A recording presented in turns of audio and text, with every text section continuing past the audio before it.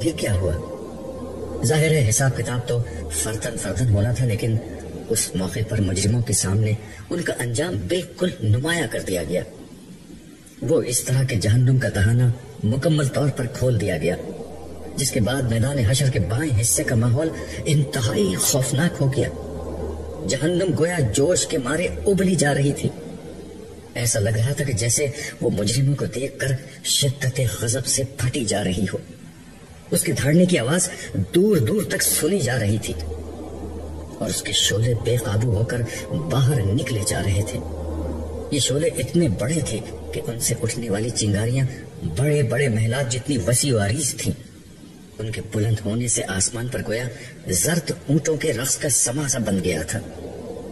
نہ پوچھو کہ یہ سب کچھ دیکھ کر لوگوں کی حالت کیا ہو گئی۔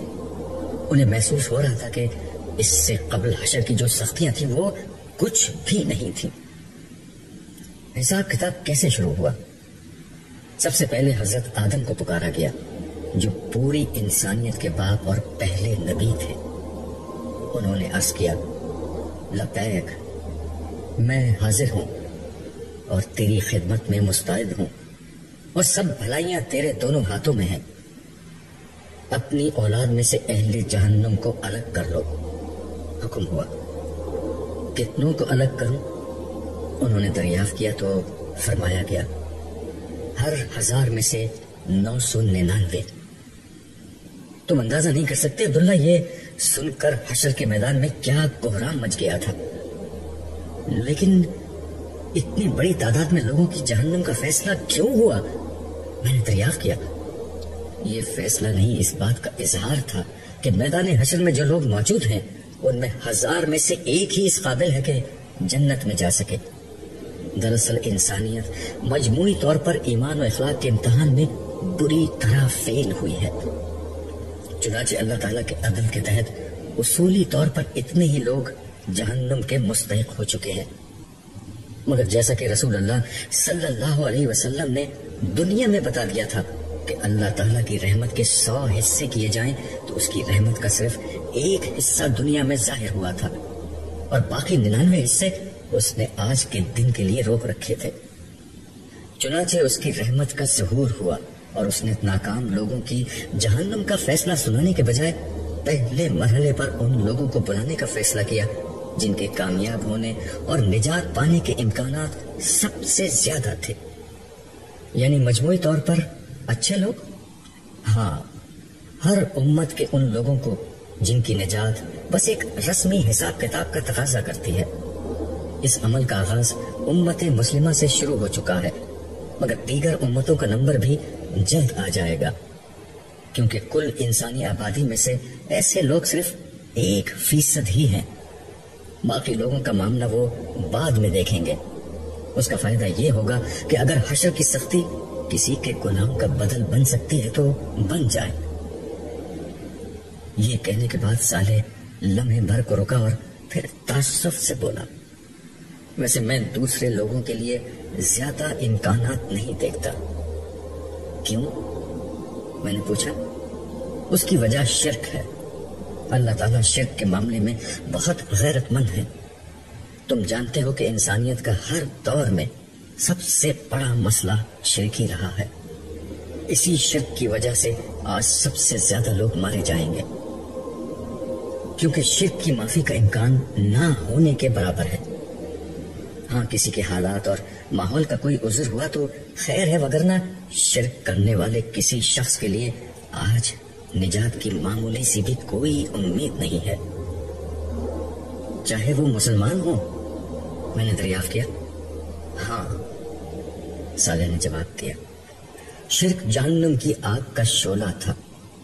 آج یہ لازماً ہر اس شخص کو جلائے گا جس نے اللہ کے سوا کسی اور کو اس کی ذات، صفات یا حقوق و اختیارات میں شریک ٹھہرایا تھا، غیر اللہ کی عبادت کی تھی، اس سے دعا مانگی تھی، اس کو سجدہ کیا تھا، اس کو خدا کا شریک سمجھا تھا اور صفات و اختیارات الہی میں حصہ دار ٹھہرایا تھا۔ اللہ اکبر، لا الہ الا اللہ بے اختیار میرے منہ سے نکلا۔ ایک بات میری سمجھ میں نہیں آئی، میں نے چلتے چلتے صالح سے پوچھا، وہ کیا؟ وہ یہ کہ اولین سے آخرین تک مسلمانوں کی تعداد کروڑوں بلکہ اربوں میں تھی، تو پھر لیلا کا نمبر بالکل ابتدا ہی میں کیسے آ گیا؟ تم کیا سمجھتے ہو کہ اللہ تعالیٰ شناختی کارڈ دیکھ کر فیصلہ کرتے ہیں کہ کون مسلمان ہے اور کون نہیں؟ میں سمجھا نہیں کہ تمہاری اس بات کا کیا مطلب ہے۔ مطلب یہ ہے کہ مسلمانوں کی غالب ترین اکثریت نے اپنے لیے مسلمان ہونے کی شناخت پسند ہی نہیں کی۔ بیشتر لوگوں کے لیے ان کا اپنا فرقہ، اپنے اکابرین اور اپنا مسلک ہی اصل شناخت بنا رہا۔ چنانچہ آج کے دن جب امت مسلمہ کا حساب کتاب شروع ہوا تو پہلے صرف ان لوگوں کو بلایا گیا جو صدق دل کے ساتھ توحید کے ماننے والے اور ہر قسم کے فرقہ واریت سے اوپر اٹھ کر صرف رسول اللہ صلی اللہ علیہ وسلم کی طرف اپنی نسبت کرنے والے، ہر طرح کی بدعتوں اور انحراف سے اپنے دین کو محفوظ رکھنے والے لوگ تھے۔ یہ وہ لوگ تھے جنہوں نے کبھی حق کے معاملے میں اپنے تعصبات اور وابستگیوں کو اہمیت نہیں دی۔ جب کبھی حق سامنے آیا تو انہوں نے کھلے دل سے اسے قبول کیا۔ ایسے لوگوں میں عرش کے سائے تلے کھڑے صالحین بھی شامل تھے، اور وہ لوگ بھی جن کے اچھے اعمال کے ساتھ برے رویے بھی ملے ہوئے تھے، اور اسی بنا پر وہ میدان حشر میں کھڑے تھے۔ مگر اللہ تعالیٰ کی ذات کریم نے ان کے برے اعمال کو نظر انداز کر دیا اور نیک اعمال کی بنا پر نجات کا پروانہ ان کے ہاتھ میں تھما دیا۔ ایسے لوگوں کی تعداد بہت کم تھی، اس لیے تمہاری بیٹی لیلا کا نمبر جلدی آ گیا۔ وہ کم از کم اس معاملے میں بالکل پکی نکلی تھی۔ جو اس کی عملی کمزوریاں تھیں وہ حشر کی سختی جھیلنے کی بنا پر قابل مؤاخذہ قرار نہیں پائیں، بلکہ رب کریم نے کمال عنایت سے اسے بھی تمہارے ساتھ کر دیا، حالانکہ اس کے عمل تمہارے جیسے نہیں تھے۔ مگر میرا حساب کتاب اور فیصلہ تو ابھی ہوا نہیں۔ تم اس وقت جہاں ہو اس کا مطلب ہی یہ ہے کہ فیصلہ ہو چکا ہے، البتہ اعلان ابھی نہیں ہوا۔ اور بے فکر رہو، حشر کے دن کے اختتام پر سب سے آخر میں ہوگا۔ ایسا کیوں؟ میں نے دریافت کیا تو صالح نے وضاحت کی۔ میں نے پہلے تمہیں بتایا تھا کہ 4 قسم کے لوگ ہیں جن کی نجات کا فیصلہ موت کے وقت ہی ہو جاتا ہے، یعنی انبیاء، صدیقین، شہداء اور صالحین۔ میں نے اسبات میں گردن ہلائی۔ صالح نے اپنی بات جاری رکھی۔ ان میں سے انبیاء اور شہداء وہ لوگ ہیں جن کا اصل کارنامہ عام لوگوں پر دین حق کی شہادت دینا اور توحید و آخرت کی طرف لوگوں کو بلانا ہے۔ آج قیامت کے دن ان دونوں گروہوں کے افراد اپنی اس شہادت کی روداد اللہ کے حضور پیش کریں گے جو انہوں نے دنیا میں لوگوں پر دی تھی۔ اس طرح لوگوں کے پاس یہ عذر نہیں رہ جائے گا کہ حق اور سچائی انہیں معلوم نہیں ہو سکی، کیونکہ یہ انبیاء اور شہداء سچائی کو کھول کھول کر بیان کرتے رہے تھے۔ چنانچہ اس شہادت کی بنیاد پر لوگوں کا احتساب ہوگا اور ان کی ابدی مستقبل کا فیصلہ کر دیا جائے گا۔ یہ فیصلے ہوتے رہیں گے یہاں تک کہ سارے انسان نمٹ جائیں گے، اور آخر میں تمہارے جیسے سارے شہداء کو بلا کر ان کی کامیابی کا اعلان کیا جائے گا۔ اس کے بعد پھر کہیں جا کر لوگوں کو جنت اور جہنم کی طرف روانہ کیا جائے گا۔ تو اس کا مطلب یہ ہے کہ لوگ فوراً جنت یا جہنم میں نہیں جائیں گے؟ نہیں، فوراً نہیں جائیں گے، بلکہ ایک ایک شخص کا حساب کتاب ہوتا جائے گا۔ اگر وہ کامیاب ہے تو سیدھے ہاتھ کی طرف عزت و آسائش میں، اور ناکام ہے تو الٹے ہاتھ کی طرف ذلت اور عذاب میں کھڑا کر دیا جائے گا۔ جب سب لوگوں کا حساب کتاب ہو جائے گا تو پھر لوگ گروہ در گروہ جنت اور جہنم کی طرف لے جائے جائیں گے، اور سب سے پہلے رسول اللہ صلی اللہ علیہ وسلم جنت کا دروازہ کھلوائیں گے، اور پھر اہل جنت زبردست استقبال اور سلام و خیر و مقدم کے ساتھ جنت میں داخل ہوں گے۔ اس وقت رسول اللہ صلی اللہ علیہ وسلم کہاں ہیں؟ اس وقت حضور حوض کوثر کے پاس ہیں۔ آپ کی امت میں سے جس کسی کا حساب کتاب ہو جاتا ہے اور وہ کامیاب ہوتا ہے تو اسے پہلے حضور کے پاس لایا جاتا ہے جہاں جام کوثر سے اس کی تواضع ہوتی ہے، جس کے بعد وہ نہ صرف حشر کی ساری سختی اور پیاس بھول جاتا ہے بلکہ آئندہ پھر کبھی پیاسا نہیں ہوتا۔ ویسے تمہیں جام کوثر یاد ہوگا؟ کیوں نہیں، میں نے جواب دیا۔ صالح کی باتیں سن کر میرے دل میں رسول اللہ صلی اللہ علیہ وسلم سے ملاقات کا اشتیاق پیدا ہو گیا۔ میں نے صالح سے کہا، کیوں نہ ہم پہلے بارگاہ رسالت میں حاضر ہو جائیں؟ ابھی میری زبان سے جملہ نکلا ہی تھا کہ ایک صدا بلند ہوئی، امت محمدیہ کے کامیاب لوگوں کا حساب مکمل ہو گیا ہے، اب امت عیسی کا حساب شروع ہو رہا ہے۔ عیسیٰ ابن مریم مسیح علیہ السلام اللہ کے رسول اور بنی اسرائیل کے آخری پیغمبر پروردگار عالم کی بارگاہ میں حاضر ہوں۔ میں نے سوالیہ نظروں سے صالح کو دیکھا تو اس نے کہا، اب حضرت عیسیٰ اپنی قوم پر گواہی دیں گے، وہ اللہ تعالیٰ کے سوال کے جواب میں اپنی تعلیمات کا خلاصہ پیش کریں گے، یہ اپنی قوم کے مجرموں کے خلاف ان کی شہادت ہوگی اور صحیح عقیدے اور عمل والوں کے حق میں یہ ایک نوعیت کی شفاعت بن جائے گی۔ اس کے بعد ان کی امت میں سے جن لوگوں کے عقیدے بالکل اس تعلیم کے مطابق ہوئے ان کی غلطیاں اللہ تعالیٰ نظر انداز کر دیں گے اور سرسری حساب کتاب کے بعد وہ سب کامیاب قرار پائیں گے۔ کیا یہی کچھ مسلمانوں کے معاملے میں ہوا تھا؟ ہاں، سب سے پہلے نبی و آخر زمان کو بلایا گیا تھا اور انہوں نے گواہی دی تھی۔ یہ گواہی آپ کا انکار کرنے اور آپ کی نافرمانی کرنے والوں کے خلاف ایک شہادت بن گئی۔ کاش تم وہ منظر دیکھ لیتے جب ان میں سے ہر شخص کی خواہش یہ ہو گئی تھی کہ زمین پھٹے اور وہ اس میں سما جائے۔ البتہ یہ شہادت لیلا جیسے لوگوں کے حق میں شفاعت بن گئی۔ اس کا مطلب یہ ہے کہ ابھی امت مسلمہ کے صرف ان لوگوں کو نجات ملی ہے جن کا عقیدہ و عمل حضور کی تعلیمات کے مطابق تھا۔ ہاں، ان کی غلطیاں نظر انداز کر دی گئی ہیں اور یہی دیگر انبیاء کی امتوں کے ساتھ ہوگا۔ انبیاء کی امتوں کے ان لوگوں کو نجات مل جائے گی جن کا عقیدہ و عمل مجموعی طور پر اپنے نبی کی تعلیمات کے مطابق تھا۔ اس کے بعد میدان حشر میں صرف مجرم اور نافرمان ہی فیصلے کے منتظر رہ جائیں گے۔ پھر کیا ہوگا؟ اس کے بعد عمومی حساب کتاب شروع ہوگا۔ عمومی حساب کتاب؟ میں نے سوالی انداز میں پوچھا تو صالح نے کہا، تمام امتوں کے حساب کتاب کا پہلا مرحلہ وہ ہے جس میں صالحین کی کامیابی کا اعلان ہو رہا ہے اور لیلا جیسے لوگوں کو رسمی حساب کتاب کے بعد فارغ کیا جا رہا ہے۔ اس کے بعد عمومی حساب کتاب شروع ہوگا جس میں اعمال کی پوری جانچ پڑتال کے بعد فیصلہ ہوگا۔ ظاہر ہے اس کے نتیجے میں سارے مجرمین زد میں آ جائیں گے، البتہ اہل ایمان میں سے بہت سے لوگ اپنے گناہوں کے باوجود اللہ کی رحمت کی بنا پر نجات پائیں گے اور ان کی میزان کا دایاں پلڑا بھاری ہو جائے گا۔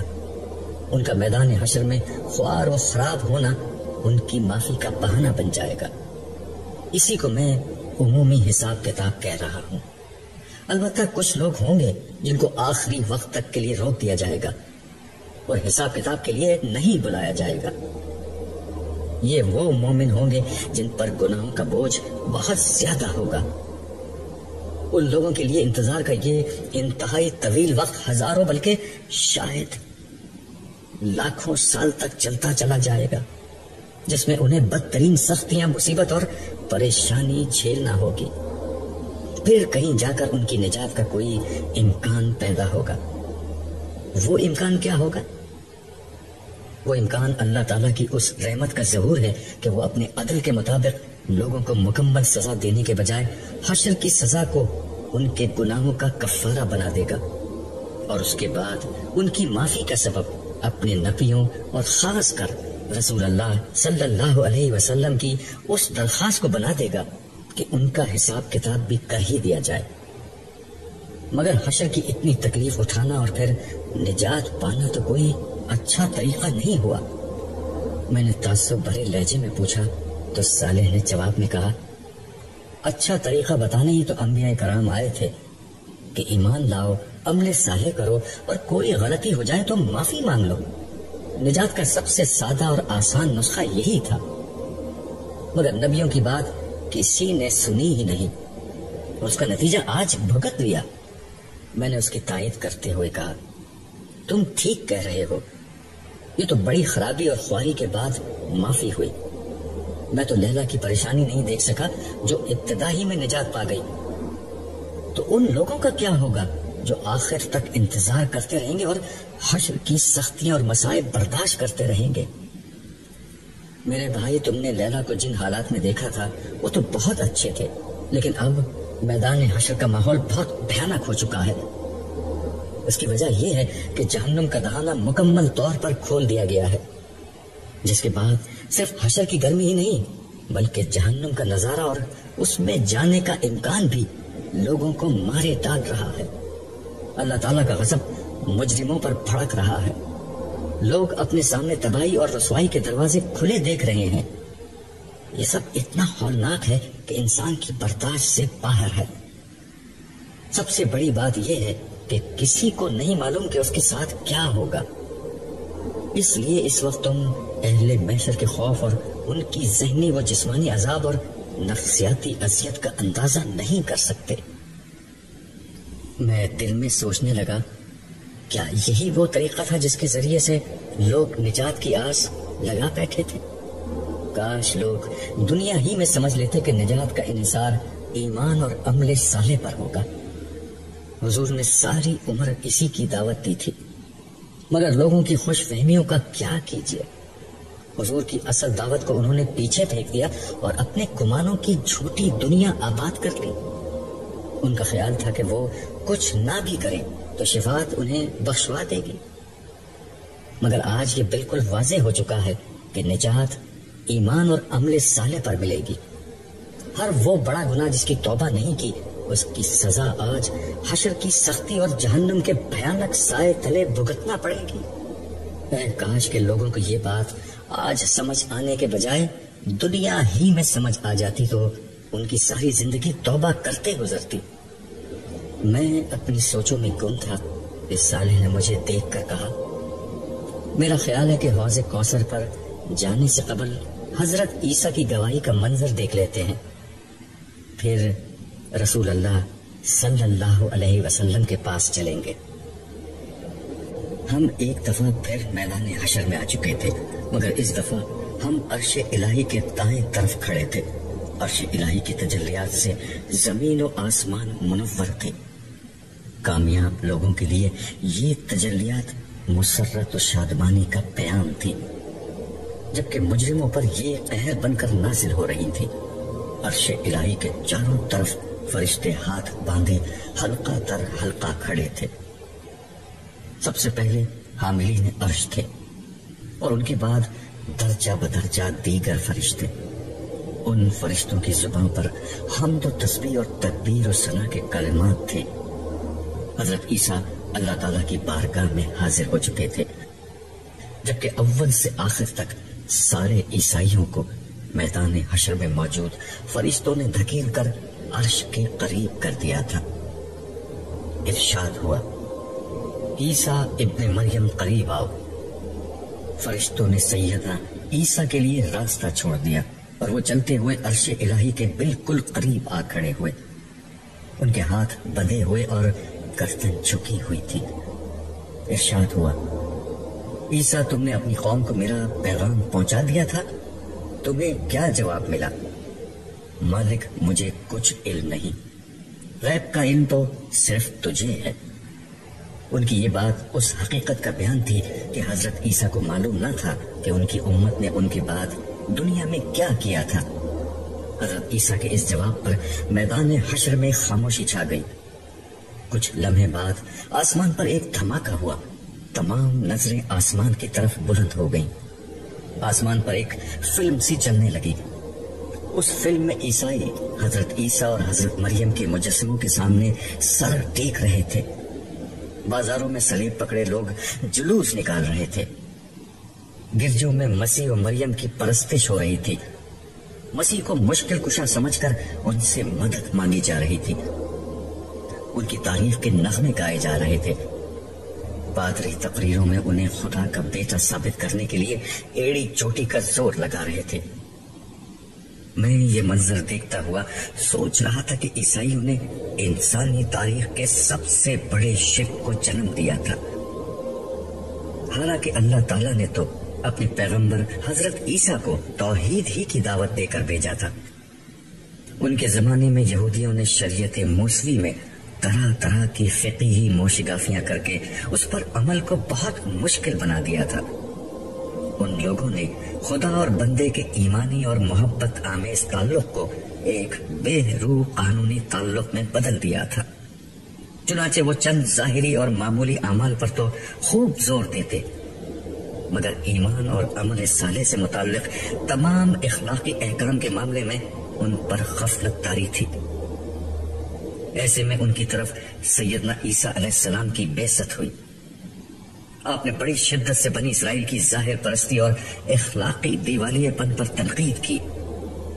اپنے زمانے کے مذہبی لوگوں پر تنقید کرتے ہوئے انہوں نے فرمایا تھا، اے رہکاروں، فقیہوں اور فریسیوں، تم پر افسوس کہ تم بیواؤں کے گھروں کو دبا بیٹھتے ہو اور دکھاوے کے لیے نمازوں کو طول دیتے ہو.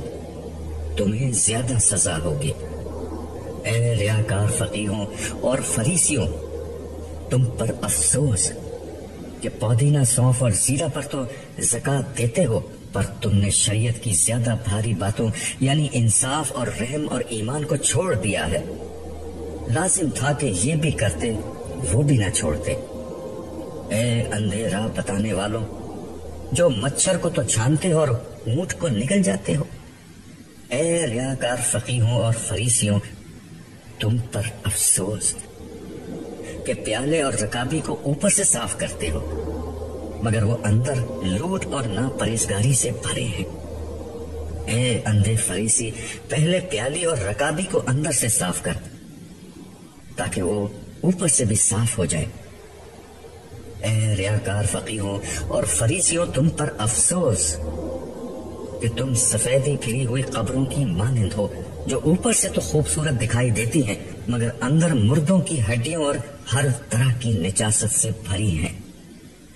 اسی طرح تم بھی ظاہر میں تو لوگوں کو راس باز دکھائی دیتے ہو مگر باطن میں بے دینی اور ریاکاری سے بھرے ہو. آپ کی اس تنقید پر یہودی آپ کے سخت دشمن ہو گئے اور یہاں تک کہ وہ آپ کے قتل پر آمادہ ہو گئے، مگر اللہ تعالیٰ نے آپ کو ان کے مکر سے بچا کر اپنی طرف اٹھا لیا. بدقسمتی سے مسیح کے بعد سینٹ پال نامی آپ کے کٹر یہودی دشمن نے آپ کی پیروی کا لباس پہن کر آپ کی پوری تعلیمات کو مسخ کر کے رکھ دیا. ایک طرف اس نے اعلان کیا کہ شریعت کی پابندی صرف یہودیوں کے لیے ضروری ہے، دیگر لوگوں کے لیے نہیں. دوسری طرف اس نے حضرت عیسیٰ اور ان کی والدہ کو الوحیت کے مقام پر فائز کر دیا. چنانچہ آہستہ آہستہ عیسائیت دنیا کا سب سے بڑا مشرکانہ مذہب بن گیا. عیسائی مسیح کو خدا کا بیٹا سمجھتے، مشکل کشا سمجھ کر ہر مصیبت میں ان کا نام لیتے، مگر یہ ایک جھوٹ تھا جس کا جھوٹ ہونا آج بالکل کھل گیا ہے. میں یہ سب سوچ ہی رہا تھا کہ میدان حشر میں عیسائیوں کے رونے کی صدائیں بلند ہونے لگی. عیسائیوں کا اپنے کرتوت صاف نظر آ گئے تھے اور ان کا بھیانک انجام جہنم کی شکل میں منہ کھولے ان کے سامنے کھڑا تھا. یکا یک بہت سے مسیحی چلانے لگے، خداوند، ہم نے مسیح کی تعلیمات پر عمل کیا تھا، تو نے اپنے مسیح کو ہماری طرف بھیجا، اس نے ہمیں بتایا کہ وہ تیرا بیٹا ہے جسے تو نے ہماری نجات کے لیے بھیجا ہے. ایک تیز ڈانٹ فضا میں بلند ہوئی اور سب لوگ چٹک کر خاموش ہو گئے. مسیح سے پوچھا گیا، عیسیٰ، کیا تم نے ان لوگوں سے کہا تھا کہ اللہ کو چھوڑ کر مجھے اور میری ماں کو اپنا معبود بنا لو؟ گرچہ یہ ایک بہت سادہ سا سوال تھا مگر یہ سنتے ہی حضرت عیسیٰ پر لرزہ طاری ہو گیا. ان کے پاؤں کے لیے ان کا بوجھ اٹھانا مشکل ہو گیا. یہ دیکھ کر اللہ تعالیٰ نے فرمایا، عیسیٰ، تم میرے محبوب پیغمبر ہو، میرے پیغمبر میرے حضور طلب نہیں کرتے. اطمینان سے میری بات کا جواب دو۔ اس جملے کے ساتھ ہی 2 فرشتے حضرت عیسیٰ کے قریب آئے اور انہیں سہارا دے کر ایک نشست پر بٹھا دیا۔ یہ منظر انتہائی عبرتناک تھا۔ حضرت عیسیٰ خدا کے ایک انتہائی عزیز اور محبوب پیغمبر تھے، مگر بدقسمتی سے وہی انسانی تاریخ کی ایسی ہستی بن گئے جنہیں سب سے بڑے پیمانے پر اللہ تعالیٰ کے مقابلے میں لا کھڑا کیا گیا۔ ان سے دعا و مناجات کی جاتی، ان کی حمد و تعریف کی جاتی، ان کی عبادت و پرستش کی جاتی، مگر آج اللہ تعالیٰ کے ایک سوال پر ان کی جو حالت ہو گئی تھی وہ ان کو خدا سمجھنے والوں کو خون کے آنسو رلانے کے لیے بہت تھی۔ آج سب نے جان لیا تھا کہ خدا کے مقابلے میں کسی کی کوئی حیثیت نہیں ہے۔ میں نے دل میں سوچا کہ ایک ایک کر کے خدا کے ایسے ہی دیگر صالح بندے آئیں گے جنہیں دنیا میں ایسے ناموں اور صفات سے پکارتے تھے جو صرف خدا کو زیب دیتی ہیں، مگر آج ان میں سے ہر شخص انکار کر دے گا کہ ہم نے لوگوں سے اس نوعیت کی کوئی بات کہی تھی۔ ہر ایک کا حال یہ ہوگا کہ مسیح کی طرح کسی میں بھی خدا کے سامنے کھڑے ہونے کی طاقت نہیں ہوگی۔ کاش ان کے نام پر دھوکہ کھانے والے لوگ خدا کی یہ عظمت پہلے ہی دریافت کر لیتے۔ کاش لوگ انسانوں کو خدا کے مقابلے میں نہ لے کر آتے۔ اس دوران میں حضرت عیسیٰ پر سے خشیت الہی کا غلبہ کچھ کم ہوا تو وہ کرسی سے کھڑے ہوئے اور عرض کرنے لگے، آقا تو پاک ہے، میرے لیے کیسے روا تھا کہ میں وہ بات کہوں جس کا مجھے کوئی حق نہیں۔ اگر میں نے یہ بات کہی ہوتی تو تو اسے جانتا ہوتا۔ میں نے تو ان سے وہی بات کہی جس کا تو نے مجھے حکم دیا کہ اللہ کی بندگی کرو جو میرا بھی رب ہے اور تمہارا رب بھی، اور میں ان پر گواہ رہا جب تک ان میں موجود رہا۔ پھر جب تو نے مجھے اٹھا لیا تو تو ہی ان پر نگراں رہا، اور تو ہر چیز پر گواہ ہے۔ اگر تو ان کو سزا دے تو یہ تیرے بندے ہیں، اور اگر تو انہیں بخش دے تو غالب اور حکمت والا ہے۔ یہ سن کر اللہ تعالیٰ نے فرمایا، آج صرف سچائی اپنے اختیار کرنے والے سچے لوگوں کو فائدہ دے سکے گی۔ پھر حضرت عیسیٰ کو رخصت کر دیا گیا اور فرشتوں کو حکم ہوا، عیسیٰ کی امت میں سے جس کسی کا علم اور عمل عیسیٰ کے پیغام کے مطابق ہے اسے ہمارے حضور پیش کیا جائے۔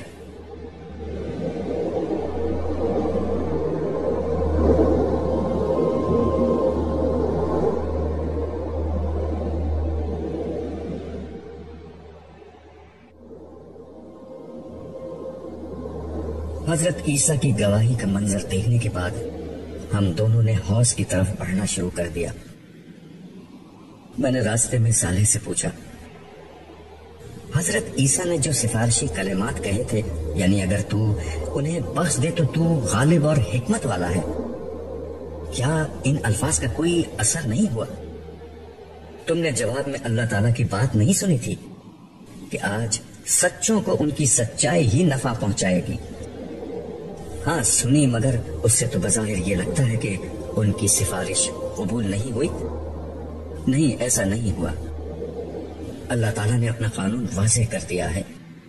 قانون یہ ہے کہ پیغمبر کی لائی ہوئی تعلیم کو سچ تسلیم کرنا اور اپنے عمل سے اس کی تصدیق کرنا کامیابی اور نجات کی بنیادی شرط ہے۔ اللہ تعالیٰ کی بات کا مطلب یہ تھا کہ جس کسی نے یہ بنیادی شرط پوری کر دی اس کے ساتھ اللہ تعالیٰ اب درگزر کا معاملہ کریں گے، یعنی جو غلطیاں ایسے لوگوں سے ہوتی رہیں اور انہوں نے ان پر توبہ اور اصلاح نہیں کی، ان پر اللہ تعالیٰ اپنی رحمت سے گرفت نہیں کر رہے۔ ہر نبی اپنی امت کی اسی طرح دبے لفظوں میں سفارش کر رہا ہے اور کرے گا، مگر اس کے نتیجے میں سرے دست صرف اتنی ہی رعایت مل رہی ہے۔ اس وقت کوتاہیاں معاف ہو رہی ہیں، جرائم نہیں، اور یہ کوتاہیاں جنہیں معمولی سمجھ کر توبہ نہیں کی گئی تھی بہرحال اسی طرح کی خواری کا سبب بنی ہیں جو تمہاری بیٹی لیلا کو اٹھانی پڑی تھی۔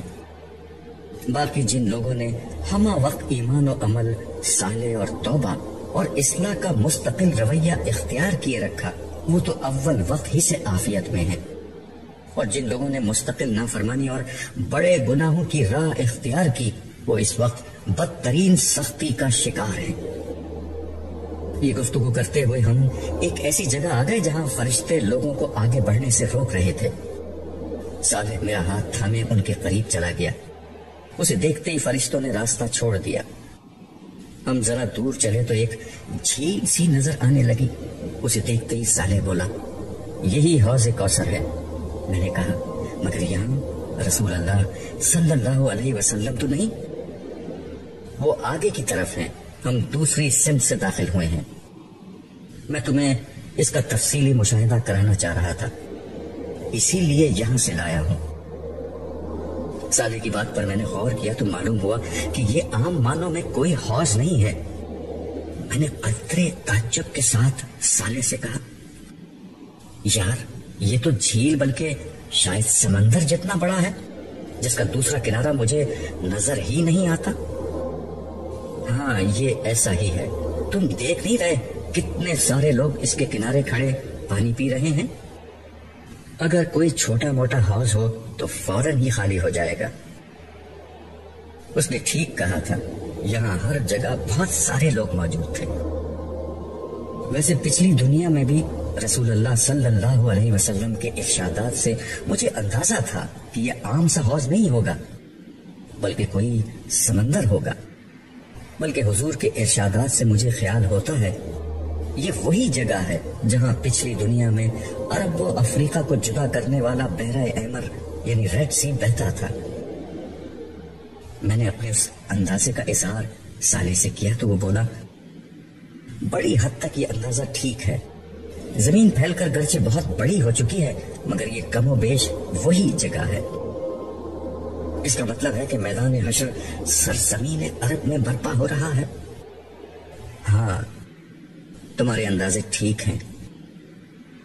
میں خاموشی سے سوچنے لگا، کیسا وقت تھا وہ جب دنیا آباد تھی، لوگ اس وقت دنیا کے ہنگاموں میں گم تھے۔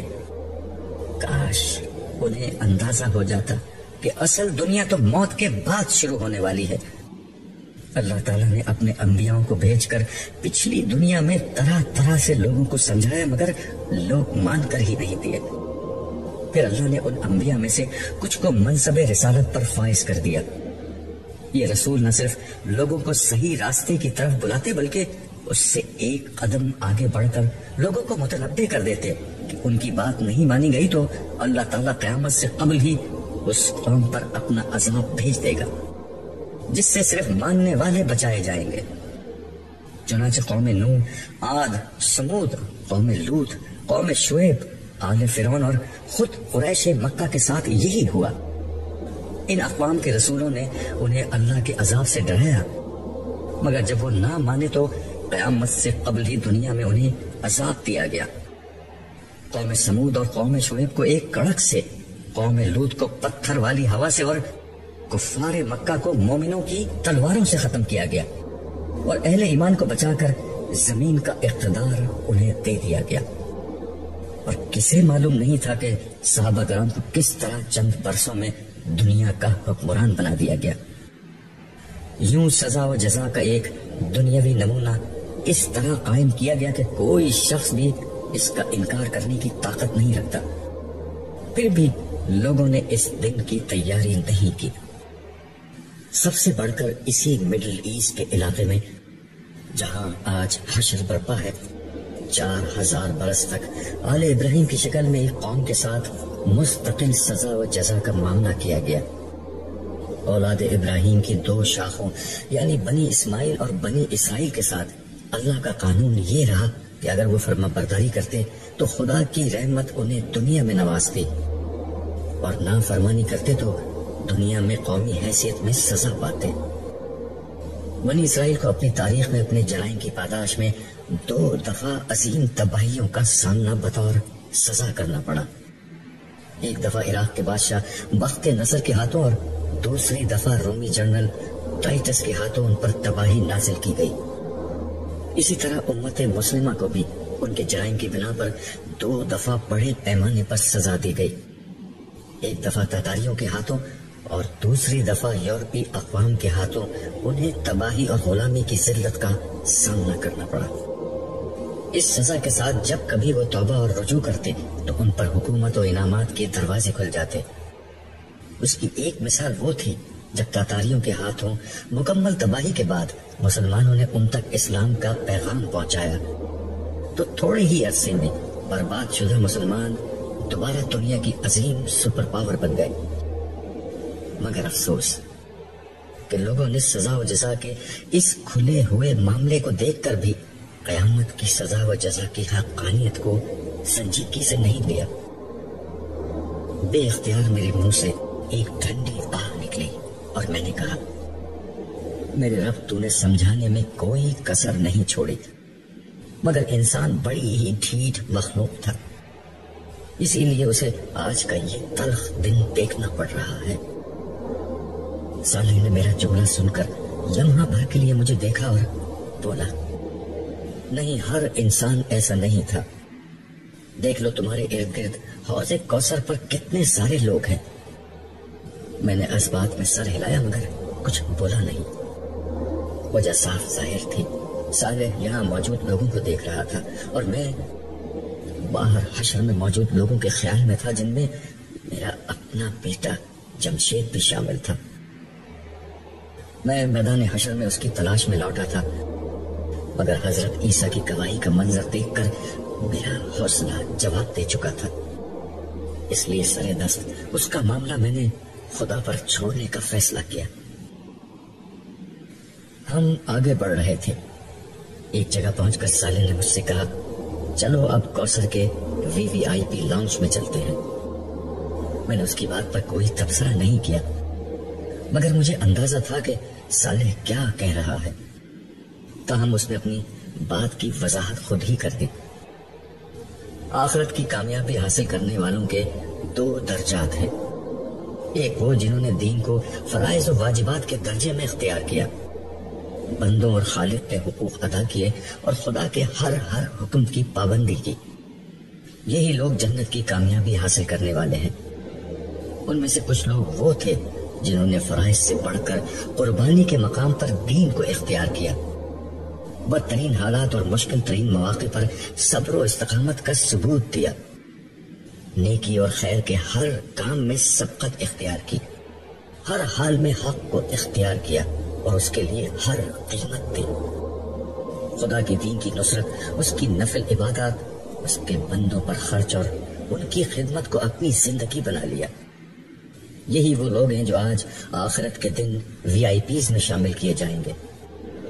ان کی نعمتیں، ان کے درجات، خدا سے ان کا قرب اور ان کا مقام و مرتبہ ہر چیز عام جنتیوں سے کہیں زیادہ ہے۔ یہ ایسا ہی ہے جیسے دنیا میں ہر معاشرے میں ایک عوام الناس کی کلاس ہوتی ہے اور ایک اشرافیہ یعنی ایلیٹ اور ہائی جینٹری ہوا کرتی تھی۔ آج قیامت کے دن یہی ہو رہا تھا۔ کامیاب عوام الناس کو میدان حشر کی سختی سے بچا کر حوض کوثر کے پرفضا علاقے میں ٹھہرایا گیا ہے اور جنت میں بھی انہیں اچھی جگہ ملے گی۔ ظاہر ہے کہ یہ بہت بڑی کامیابی ہے، مگر اس سے بھی بلند ایک درجہ خدا کے مقربین کے لیے ہے۔ یہ اہل جنت کا اعلیٰ درجہ ہے۔ اس کی حقیقت تو جنت میں داخلے کے بعد ہی سامنے آئے گی، لیکن کوثر کے پاس بھی یہ اہتمام کیا گیا ہے کہ اعلیٰ درجے کے اہل جنت کی اقامگاہ الگ بنائی جائے۔ ہم وہیں جا رہے ہیں۔ وہ لمحہ بھر کے لیے ٹھہرا اور میری آنکھوں میں خوف سے دیکھتے ہوئے کہنے لگا، کیونکہ ہمارا عبداللہ عام اہل جنت میں سے نہیں، بلکہ ایک سردار اور ہر اعلیٰ مقام کا حقدار ہے۔ میں نے اس کی بات سن کر اپنا سر جھکا دیا۔ ہم ایک ایسی جگہ داخل ہوئے جہاں کا حسن شاید الفاظ کی گرفت میں نہیں آ سکتا تھا۔ جھیل کا برف کی مانند سفید اور بے آمیز پانی زمین کے فرش پر چاندنی کی طرح بچھا ہوا تھا۔ جھیل کی سطح پرسکون اور ہموار تھی اور اس کو دیکھنے سے ہی نگاہوں کو عجب طرح کی تسکین مل رہی تھی۔ جھیل کے کنارے ایسے چمکدار موتیوں کے بنے ہوئے تھے جو اندر سے خالی تھے۔ کنارے کے پاس انتہائی دبیز اور ملائم قالین بچھے ہوئے تھے جن پر چلتے ہوئے تلوؤں کو ناقابل بیان راحت مل رہی تھی. ان پر شاہانہ اور آرام دہ نشستیں موجود تھیں. شیشے سے زیادہ شفاف میزوں پر سونے اور چاندی کے گلاس ستاروں کے مانند جگمگا رہے تھے. جھیل سے ایسی مہک اٹھ رہی تھی جس سے مشام جہاں معطر ہو کر رہ گئے. میں نے ایک نشست سنبھالتے ہوئے سالے سے پوچھا، یہ اتنی اچھی خوشبو کہاں سے آ رہی ہے؟ حوض کی تہ میں جو مٹی ہے وہ دنیا کی کسی بھی خوشبو سے زیادہ معطر ہے. اسی کا یہ اثر ہے. سالے نے جھیل سے ایک گلاس بھرا اور میرے سامنے رکھتے ہوئے کہا، مزے کرو. میں نے ایک گھونٹ لیا. دنیا میں نے اس کی صرف تشبیہات سنی تھی، دودھ، شہد وغیرہ، مگر یہ ان سب سے کہیں زیادہ بہتر مشروب تھا. گرچہ میں پہلے بھی جام کوثر پی چکا تھا مگر اس ماحول میں پینے کا مزہ ہی کچھ اور تھا. باہر میشر میں سخت اور چل چلاتی دھوپ تھی مگر یہاں شام کے چٹپٹے کا منظر تھا. ٹھنڈی خنک اور سبک ہوا چل رہی تھی. بالکل سورج ڈوبنے سے پہلے کا سما محسوس ہوتا تھا. سفید آسمان پر شفق کسی لالی چھائی ہوئی تھی. یہ شفق کہیں گہری سرخ تھی، کہیں نارنجی اور کہیں زرد. آسمان کے یہ رنگ جھیل کے سفید پانی پر اپنا عکس یوں پھیلائے ہوئے تھے کہ گویا کوئی گوری چٹھی دوشیزہ سر پر رنگ برنگا دوپٹہ پھیلائے ہوئے ہو. بلا شبہ یہ ایک انتہائی دلکش اور خوبصورت منظر تھا. میں نے ارد گرد نظر ڈالی. مجھے یہ بالکل کسی پکنک پوائنٹ کا منظر لگ رہا تھا. لوگ ٹولیوں میں تنہا تنہا اور اپنے اہل خانہ کے ہمراہ اس جھیل یا حوض کے کنارے کھڑے اور بیٹھے اور آپس میں خوش گپیاں کر رہے تھے. سب لوگ بے حد خوش اور مسرور نظر آتے تھے. ان کے چہروں پر پھیلا سکون و اطمینان یہ بتانے کے لیے کافی تھا کہ ان لوگوں نے پالا مار لیا ہے. یہ موت، دکھ، بیماری، غم اور تکلیف کے ہر امکان سے دامن چھڑا کر ابدی اور سچی خوشی کے سامنے آ کھڑے ہوئے تھے. ختم نہ ہونے والی کامیابی، مان نہ پڑنے والی خوشی، کم نہ ہونے والی لذتیں، فنا نہ ہونے والی زندگی اور واپس نہ لی جانے والی آسائشیں آج ان کے قدموں میں تھی. کتنی کم محنت کر کے کتنا زیادہ صلہ ان لوگوں نے پا لیا تھا. اس کامیابی کا جشن مناتے ہوئے ان کے قہقہوں کی آوازیں دور دور تک سنی جا رہی تھی. ان کے چہروں کی مسکراہٹیں ہر طرف بہار بن کر چھا رہی تھی. انہیں دیکھ کر مجھے اپنے بیوی بچوں کا خیال آیا. سالے نے میرا خیال میرے چہرے پر پڑھ لیا اور بولا، آؤ چلو لگے ہاتھوں تمہیں تمہارے گھر والوں سے بھی ملوا دیتے ہیں.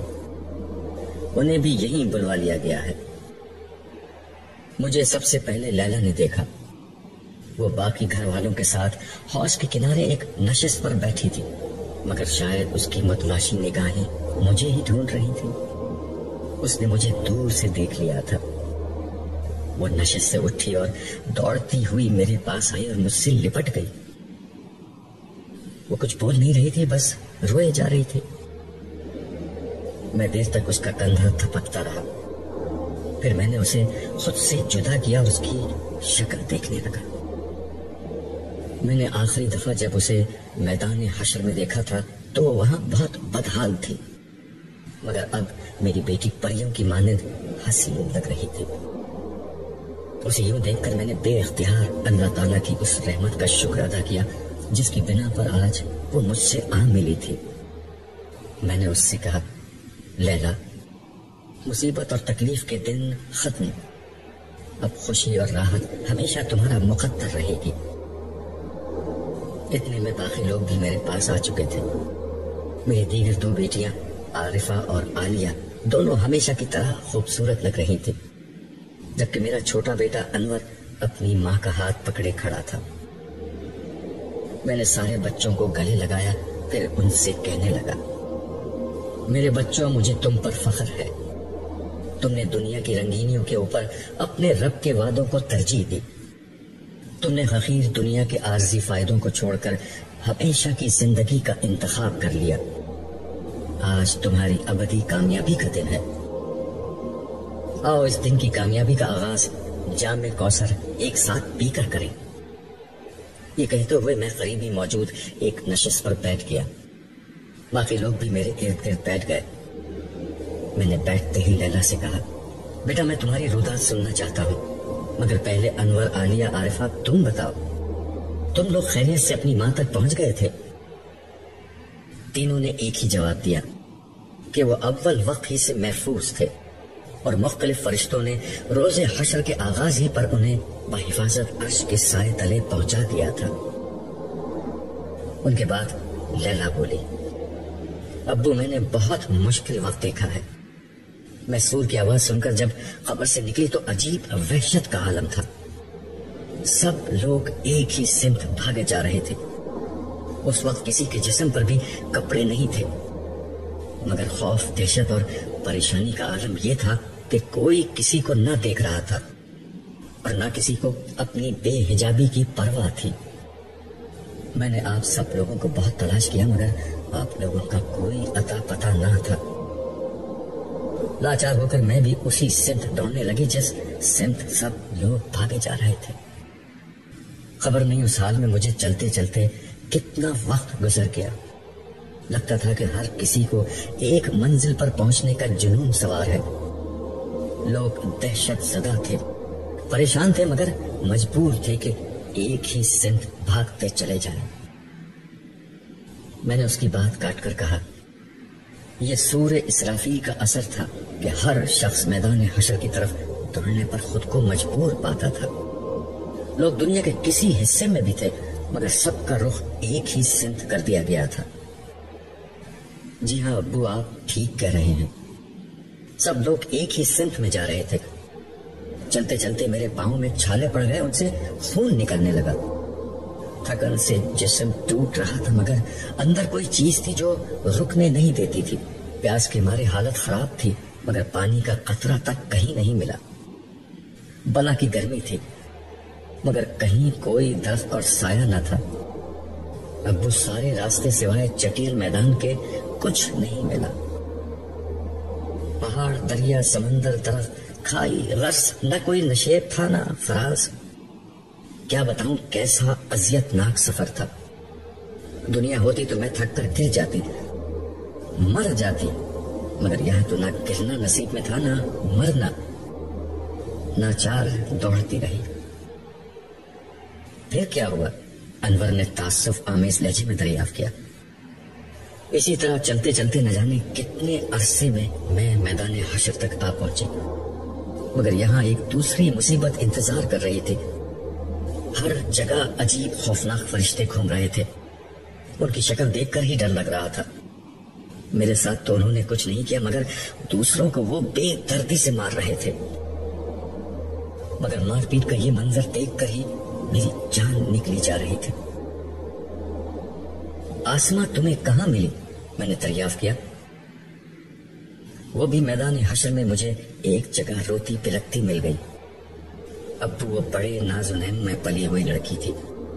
اس کی حالت دیکھ کر تو میں اپنی پریشانی بھول گئی۔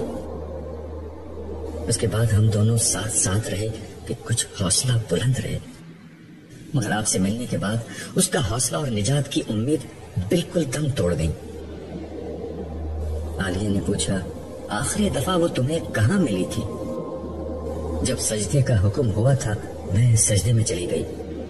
اس وقت وہ میرے برابر میں تھی، مگر وہ سجدے میں نہیں جا سکی۔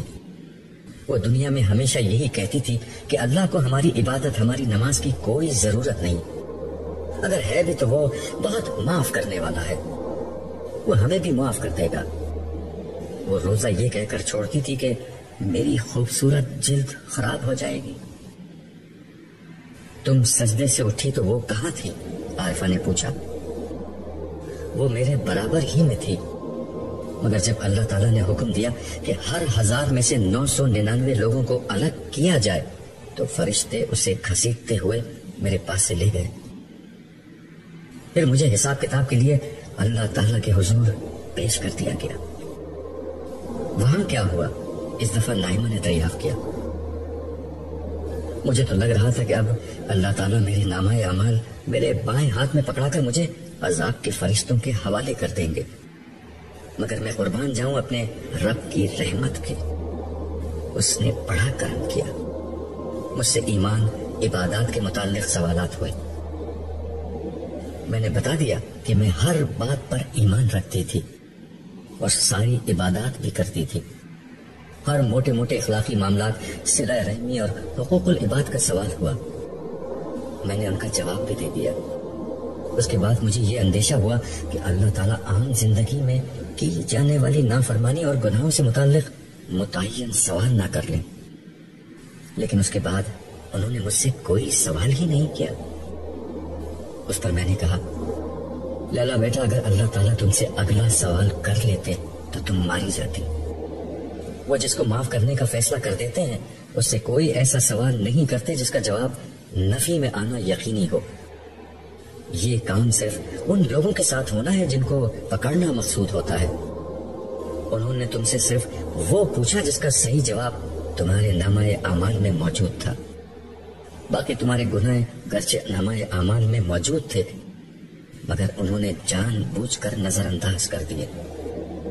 ہاں ابو، انہوں نے ایک بات مجھ سے آخر میں کہی تھی، وہ یہ کہ تم عبداللہ کی بیٹی ہو، تمہیں تو اس کے ساتھ ہی ہونا چاہیے۔ اس کے بعد انہوں نے فرشتوں سے کہا کہ اس کا نامہ اعمال دائیں ہاتھ میں دے کر اس کو اس کے گھر والوں کے پاس بھیج دو۔ اس وقت میری خوشی کا جو عالم تھا میں اسے بیان نہیں کر سکتی۔ صالح جو میرے برابر ہی میں بیٹھا تھا اس کی بات سن کر کہنے لگا، تمہاری بخشش عبداللہ کی وجہ سے نہیں ہوئی ہے، البتہ تمہارے درجات تمہارے والد کی وجہ سے بلند ہو گئے ہیں۔ تم اس وقت حوض کوثر کے VIP لاؤنج میں بیٹھی ہو۔ جانتی ہو تم پر اور تمہارے بھائی بہنوں اور والدہ پر یہ مہربانی صرف تمہارے باپ عبداللہ کی وجہ سے ہے۔ یہ اللہ تعالیٰ کی خصوصی عنایت ہے کہ کامیاب لوگوں میں سے جس شخص کا درجہ سب سے بلند ہوگا اس کے قریبی اعضاء کو اللہ تعالیٰ اس کے ساتھ جمع کر دیں گے۔ اس پر عالیہ نے کہا، جب بھی ہم بھائی بہنوں کے خاندانوں کے کسی فرد کو یہاں آنے کی اجازت نہیں ملی، صرف ہم بہن بھائیوں اور امی کو فرشتوں نے یہاں آنے دیا ہے۔ باقی لوگ بھی یہاں ہیں مگر انہیں پیچھے ٹھہرایا گیا ہے۔ یہ سن کر نائمہ کے چہرے پر کرب کے گہرے آثار طاری ہو گئے۔ اس کے اندر کی ماں بولی، سوائے جمشید کے۔ یہ بات سن کر ایک خاموشی چھا گئی۔ آخر انور نے خاموشی کے اس پردے کو یہ کہہ کر توڑا، ابو مجھے تو آپ کے استاد فرحان صاحب کی اس تحریر نے بچا لیا جو میں نے آپ سے اکثر سنی تھی۔ اس تحریر کو میں نے اپنی زندگی بنا لیا تھا۔ عارفہ بولی، بھائی وہ تحریر کیا تھی، ہمیں بھی سناؤ۔ انور نے آنکھیں بند کی اور بولنے لگا، ہمارے دور کے مصلحین لوگوں کے اندر سے ترقی کی اس فطری خواہش کو ختم کرنا چاہتے ہیں، جبکہ خدا ایسا نہیں کرتا۔ وہ یہ چاہتا ہے کہ اس کی خواہش کا رخ دنیا کے بجائے آخرت کی طرف مڑ جائے۔ دنیا کی اشرافیہ اور اہل ثروت گروہ میں شامل ہونے کے بجائے لوگوں میں یہ خواہش پیدا ہو جائے کہ وہ خدا کے مقربین اور جنت کی اشرافیہ میں شامل ہوں۔ آپ پورے قرآن کی دعوت پڑھ لیں، وہ اس کے سوا انسان میں کوئی ذہن پیدا نہیں کرنا چاہتا۔ قرآن کے اولین مخاطبین صحابہ کرام اسی ذہن کے حامل ہستیاں تھیں۔ ابو بکر و عمر کا انفاق، عبد الرحمن و عثمان کی سخاوت اور علی و ابو ذر کی سادگی آخرت پر اسی ایمان کے مختلف مظاہر تھے۔ آخرت پر ایمان آدمی میں جو تبدیلی لاتا ہے اسے سمجھنے کے لیے قرآن کی اس آیت کو ملاحظہ فرمائیے۔ تم لوگوں کو جو کچھ بھی دیا گیا ہے وہ محض دنیا کی زندگی کا سامان اور اس کی زینت ہے، اور جو کچھ اللہ کے پاس ہے وہ اس سے بہتر اور باقی تر ہے۔ کیا تم لوگ عقل سے کام نہیں لیتے؟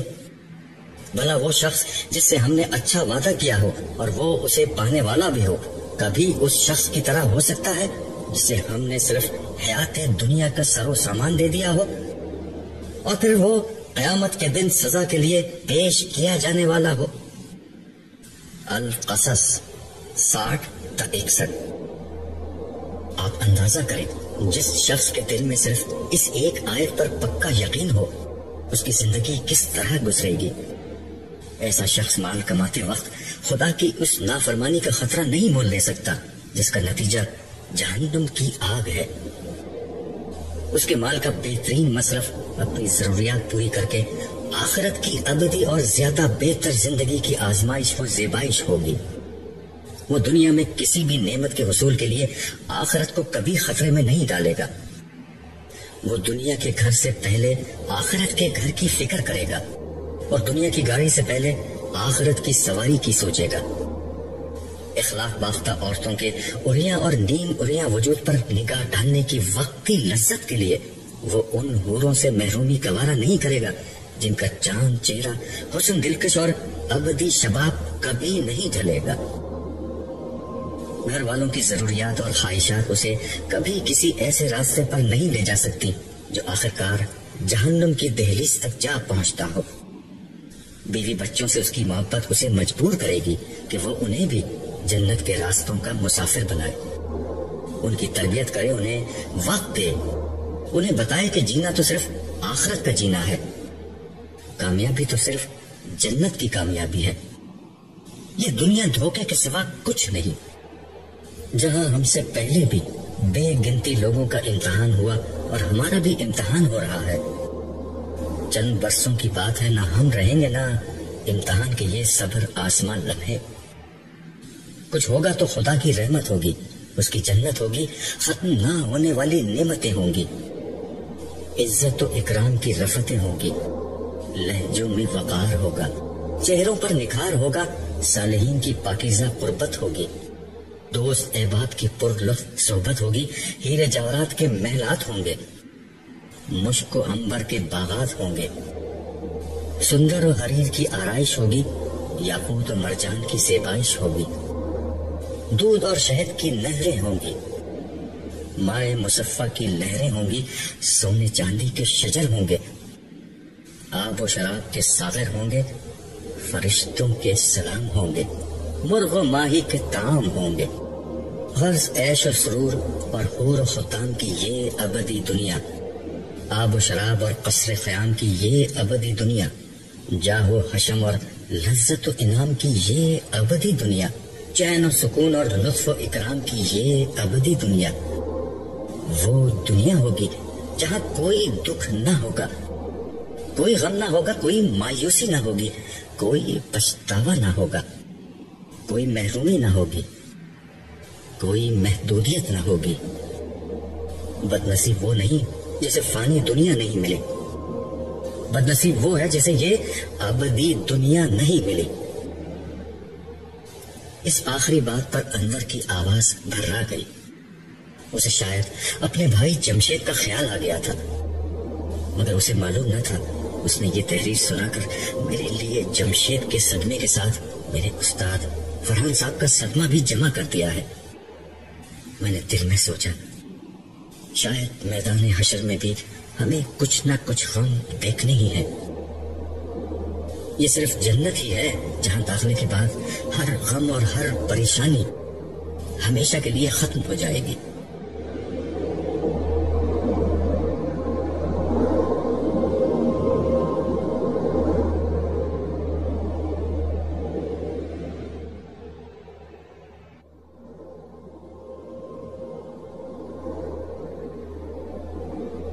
استاد فرحان احمد اور جمشید کی یاد نے میرے اندر ایک گہری خاموشی پیدا کر دی تھی۔ سارے کو اس کا اچھی طرح اندازہ تھا۔ اس نے میری توجہ ایک دوسری طرف بٹانے کے لیے کہا، تم بھول گئے ہو کہ ہم اصل میں رسول اللہ صلی اللہ علیہ وسلم سے ملنے نکلے تھے، تم بیچ میں بیٹھ گئے، اب وہ خود تمہیں یاد کر رہی ہیں۔ کیا ابو ابھی تک رسول اللہ صلی اللہ علیہ وسلم سے نہیں ملے؟ انور نے حیرت سے کہا۔ صالح وضاحت کرتے ہوئے کہنے لگا، امت محمدیہ کا ہر وہ شخص جو میدان حشر سے کامیاب ہو کر آتا ہے، اس کے گھر والے اس کا استقبال کرتے ہیں، پھر دیگر کامیاب لوگوں کے ساتھ اسے رسول اللہ صلی اللہ علیہ وسلم کے مبارک ہاتھوں سے جام کوثر پینے کی سعادت ملتی ہے۔ اس کے بعد وہ لوگ خوشی خوشی بقول تمہارے والد کے اس جھیل کے کنارے کسی جگہ آ بیٹھتے ہیں، مگر تمہارے والد کو میدان حشر گھومنے کا شوق تھا، اس لیے حضور سے ملاقات سے قبل ہی انہیں ان کی درخواست پر دوبارہ میدان حشر میں بھیج دیا گیا، لیکن اب حضور نے انہیں خود ہی طلب کر لیا ہے۔ خیریت، اس طلبی کی کوئی خاص وجہ؟ نائمہ نے پوچھا تو صالح نے جواباً کہا، بات یہ ہے کہ امتوں کا حساب ہوتے ہوتے اب حضرت نوح کی قوم کا حساب کتاب شروع ہوا ہے، مگر ان کی قوم نے اس بات ہی سے انکار کر دیا ہے کہ نوح نے ان تک خدا کا کوئی پیغام پہنچایا تھا۔ یہ کیا بات ہوئی؟ وہ یہ کیسے کہہ سکتے ہیں ان تک خدا کا پیغام نہیں پہنچا؟ ان کو تو دنیا ہی میں اس جرم میں غرق کر دیا گیا تھا کہ انہوں نے حضرت نوح کے پیغام کو جھٹلایا تھا۔ اللہ تعالیٰ کے اس فیصلے کے بعد وہ اس کے سامنے کھڑے ہو کر یہ کیسے کہہ سکتے ہیں کہ حضرت نوح نے ان تک خدا کا پیغام نہیں پہنچایا؟ عارفہ نے حیرانی سے سوال کیا۔ لیلا نے اس کی بات پر مزید اضافہ کیا، اور اگر وہ جھوٹ بولنے کے لیے ڈھٹائی پر اتر ہی آئے ہیں تو قرآن مجید میں بیان ہوا تھا کہ ایسے لوگوں کے منہ بند کر کے ان کے ہاتھ پاؤں سے گواہی لی جائے گی، تو اب وہ یہ بات کیسے کہہ رہے ہیں؟ صالح نے انہیں سمجھاتے ہوئے وضاحت کی، یہ بات کہنے والے لوگ حضرت نوح کی وہ قوم نہیں جن پر عذاب آیا تھا، یہ لوگ دراصل حضرت نوح پر ایمان لانے والوں کی اولاد میں سے ہیں، جنہوں نے قوم نوح کے غرق ہونے کے بعد دنیا کو آباد کیا تھا، مگر ان کی ایک بڑی تعداد وہ تھی جن میں حضرت نوح کے بعد براہ راست کوئی پیغمبر نہیں آیا۔ یہ لوگ توحید و آخرت کی اسی رہنمائی پر گزارا کرتے رہے جو دراصل حضرت نوح کی تھی، چاہے ایک طویل وقت گزرنے کی بنا پر وہ اس کو اس حیثیت میں نہ جانتے ہوں، اور چاہے انہوں نے اس کی شکل کتنی ہی بگاڑ دی ہو، اسی لیے وہ حضرت نوح کی رہنمائی کے منکر ہو گئے ہیں۔ میں نے گفتگو میں مداخلت کرتے ہوئے صالح کی بات کو مزید واضح کیا۔ دیکھو، بات یہ ہے کہ انسانیت کا بیشتر حصہ حضرت نوح ہی کی اولاد میں سے ہے۔ ان میں سے بہت سے گروہ، خاص کر سامی نسل کے لوگ جو دنیا کے مرکز یعنی مڈل ایسٹ اور اس کے اطراف میں آباد رہے، وہ ہیں جن میں نبوت اور رسالت کا مستقل سلسلہ قائم رہا، مگر بہت سے گروہوں میں حضرت نوح کے بعد کوئی پیغمبر نہیں آیا۔ خاص کر حضرت ابراہیم کے بعد تو صورتحال یہ ہو گئی تھی کہ ان کی نسل سے باہر کوئی پیغمبر آیا ہی نہیں۔ چنانچہ یہی وہ باقی لوگ ہیں جو اولاد نوح یا قوم نوح میں سے ہیں۔ امتوں کے حساب کتاب کے موقع پر حضرت نوح کی امت کے ساتھ پیش کیا گیا ہے، مگر یہ لوگ براہ راست حضرت نوح کی تعلیمات کو ان کے نام سے اس طرح نہیں جانتے جس طرح اہل کتاب یا مسلمان جانتے تھے۔ چنانچہ ان لوگوں نے حضرت نوح کے پیغام پہنچانے کا انکار کر دیا، اور ان کی یہ بات ایک طرح سے غلط نہیں ہے۔ صالح نے میری بات کو آگے بڑھاتے ہوئے کہا، عبداللہ نے ٹھیک کہا، حقیقت یہ ہے کہ نوح کی اس قوم تک خدا کا پیغام اصل میں امت محمدیہ نے پہنچایا تھا، اسی لیے رسول اللہ صلی اللہ علیہ وسلم کی امت کے تمام اولین و آخرین شہداء کو بلایا جا رہا ہے جنہوں نے پچھلی دنیا میں ان لوگوں پر حق کی گواہی دی تھی۔ آج یہ شہداء بتائیں گے کہ انہوں نے کسی نہ کسی طرح ان لوگوں تک توحید کا وہ پیغام پہنچا دیا تھا جو حضرت نوح کی وراثت تھا اور جو بعد کے ادوار میں ضائع ہو گیا تھا، مگر آخری رسول کی بعثت کے بعد تا قیامت اس پیغام کو محفوظ کر دیا گیا، اور امت مسلمہ نے توحید کی یہ امانت اولاد نوح تک پہنچا دی تھی۔ نائمہ نے میری طرف دیکھتے ہوئے پوچھا، تو پھر انہیں امت محمدیہ کے ساتھ کیوں نہیں پیش کیا گیا؟ وہ اسلام قبول کر لیتے تو ایسا ہی ہوتا، مگر انہوں نے اسلام قبول نہیں کیا اور اپنے تحریف شدہ آبائی مذہب پر قائم رہے۔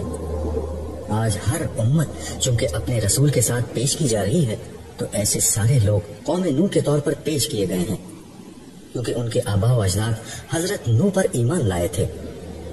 میں نے جواب دیا اور پھر خلاصہ بحث کے طور پر کہا، اپنی قوم کے ابتدائی حصے کو پیغام الہی خود حضرت نوح نے پہنچایا اور آخری حصے کو مسلمانوں نے پہنچایا، جو نوح سمیت تمام رسولوں کے پیغام توحید و آخرت کے امین تھے۔ چلو بھائی، اب بلایا جا رہا ہے، صالح مجھ سے مخاطب ہو کر بولا۔ اس کے ساتھ ہی ہم دونوں اٹھ کر وہاں سے روانہ ہو گئے۔ ہم ایک دفعہ پھر رسول اللہ صلی اللہ علیہ وسلم کی بارگاہ میں موجود تھے۔ وہی نور، وہی جمال، وہی جلال۔ مجھے یہ محسوس ہوتا تھا کہ میں صدیوں سے حضور کو جانتا ہوں۔ مجھے محسوس ہو رہا تھا کہ جیسے آپ کی محبت میرے دل میں بڑھتی جا رہی ہے۔ میں اس وقت بھی حضور کی مجلس میں پچھلی نشست پر بیٹھا ٹکٹکی باندھے حضور کے چہرہ پر نور کو دیکھے جا رہا تھا۔ حضور اس وقت تک اپنے قریب بیٹھے اصحاب سے کچھ گفتگو کر رہے تھے۔ اسی اثنا میں ان کے قریب آ کر ایک صاحب نے ان کے کان میں کچھ کہا۔ صالح نے جو میرے ساتھ بیٹھا ہوا تھا سرگوشی کے انداز میں مجھ سے کہا، یہ خادم رسول حضرت انس ہیں اور حضور کو تمہارے بارے میں بتا رہے ہیں۔ اس کے ساتھ ہی حضور نے نظر اٹھا کر مجھے دیکھا اور ایک دل نواز مسکراہٹ کے ساتھ میرا استقبال کیا۔ اس سے صالح کی بات کی تصدیق ہو گئی کہ حضرت انس نے میری ہی آمد سے حضور کو مطلع کیا تھا۔ پھر مسکراتے ہوئے حاضرین سے فرمایا، اللہ کے پیغمبر اور انسانیت کے جد امجد نوح کی امت نے ان کی شہادت کو یہ کہہ کر قبول کرنے سے انکار کر دیا ہے کہ نوح نے ان تک براہ راست کوئی پیغام نہیں پہنچایا۔ حقیقت یہ ہے کہ یہ پیغام میری امت نے قوم نوح تک پہنچایا تھا۔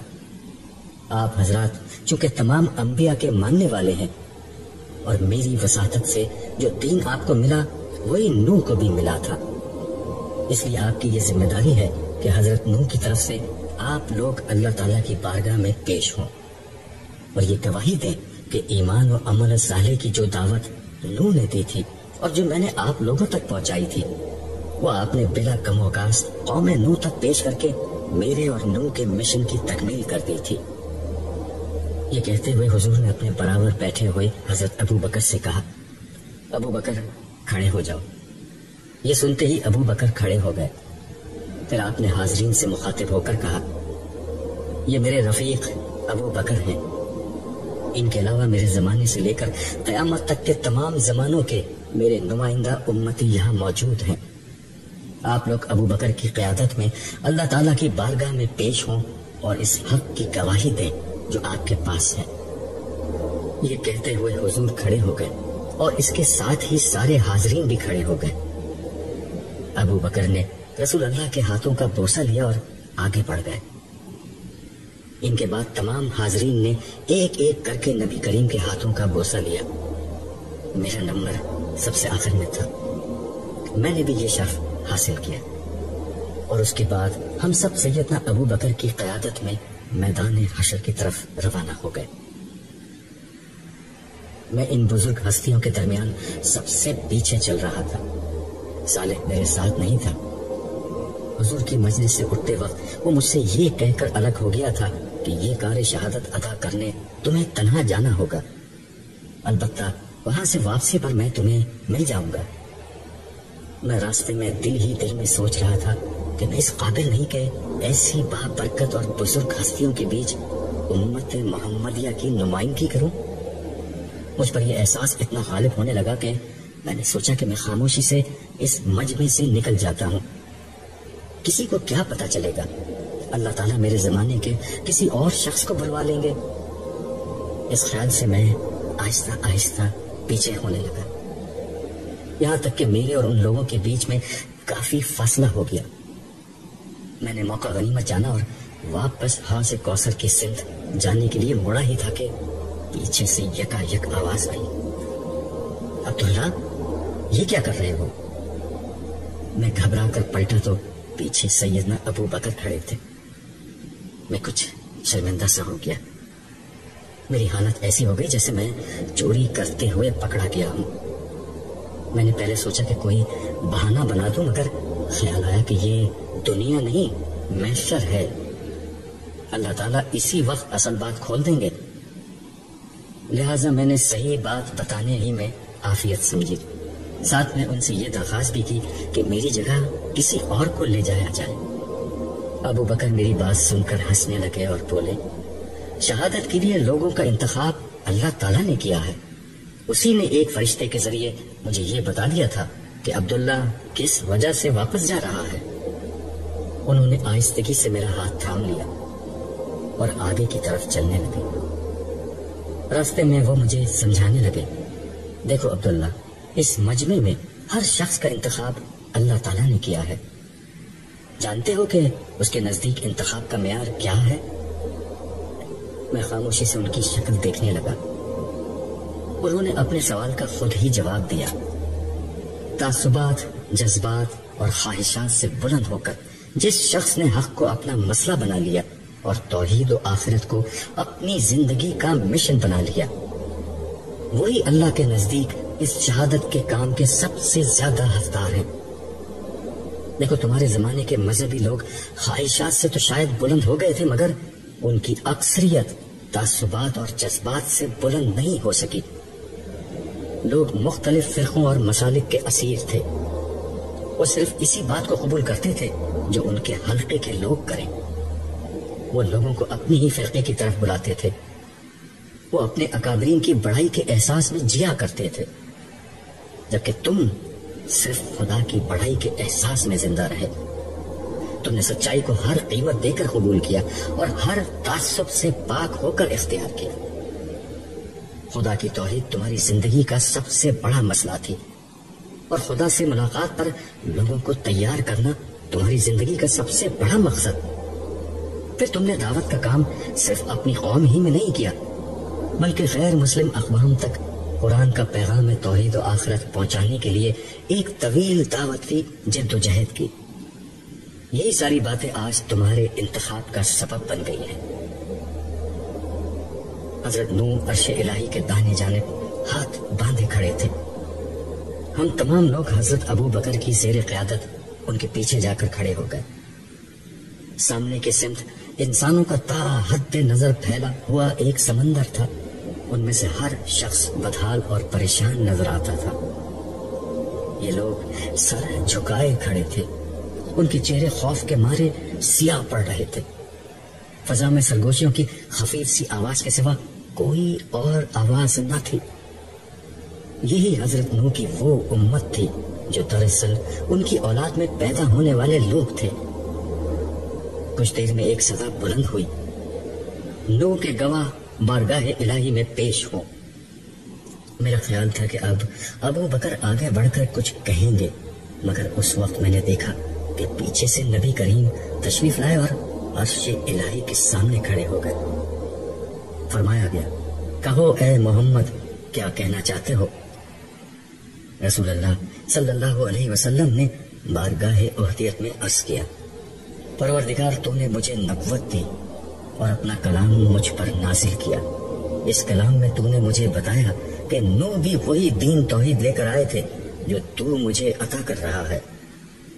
اسی دین حق کی شہادت میں نے اپنی امت پر دی, اور اب یہ لوگ تیرے سامنے پیش ہیں تاکہ یہ گواہی دے کہ اسی دین حق کو انہوں نے اولاد نوح تک بے کم و کاست پہنچا دیا تھا. ارشاد ہوا, تم نے سچ کہا, اپنے امتیوں کو پیش کرو. اس پر سیدنا ابو بکر نے آگے قدم بڑھانے شروع کیے اور حضرت نوح کے برابر میں جا کر کھڑے ہو گئے.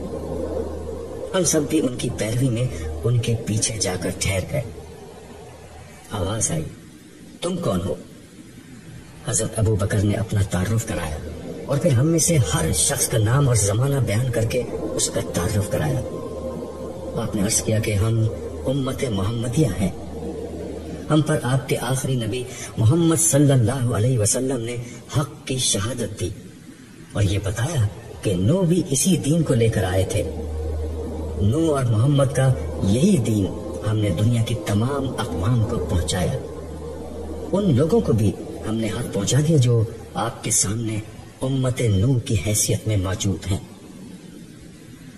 اس گواہی کے بعد امت نوح کے لیے جائے فرار کے راستے بند ہو گئے.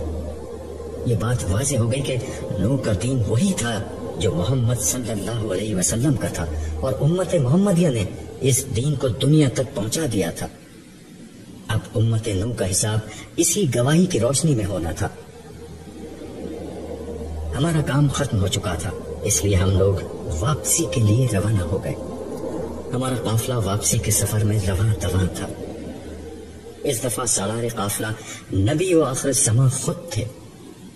ہمارا قافلہ فرشتوں کی معیت میں میدان حشر سے گزرتا ہوا حوض کوثر کی سمت جا رہا تھا۔ میں اپنی رسوائی کے اندیشے سے ذرا پیچھے ہی چل رہا تھا۔ یکایک کسی نے میرے کندھے پر ہاتھ رکھ کر کہا، بھائی تم کہاں بھاگنے کی کوشش کر رہے تھے؟ میں نے پیچھے مڑ کر دیکھا تو صالح زیر لب مسکرا رہا تھا۔ میں شرمندہ ہو کر خاموش رہا۔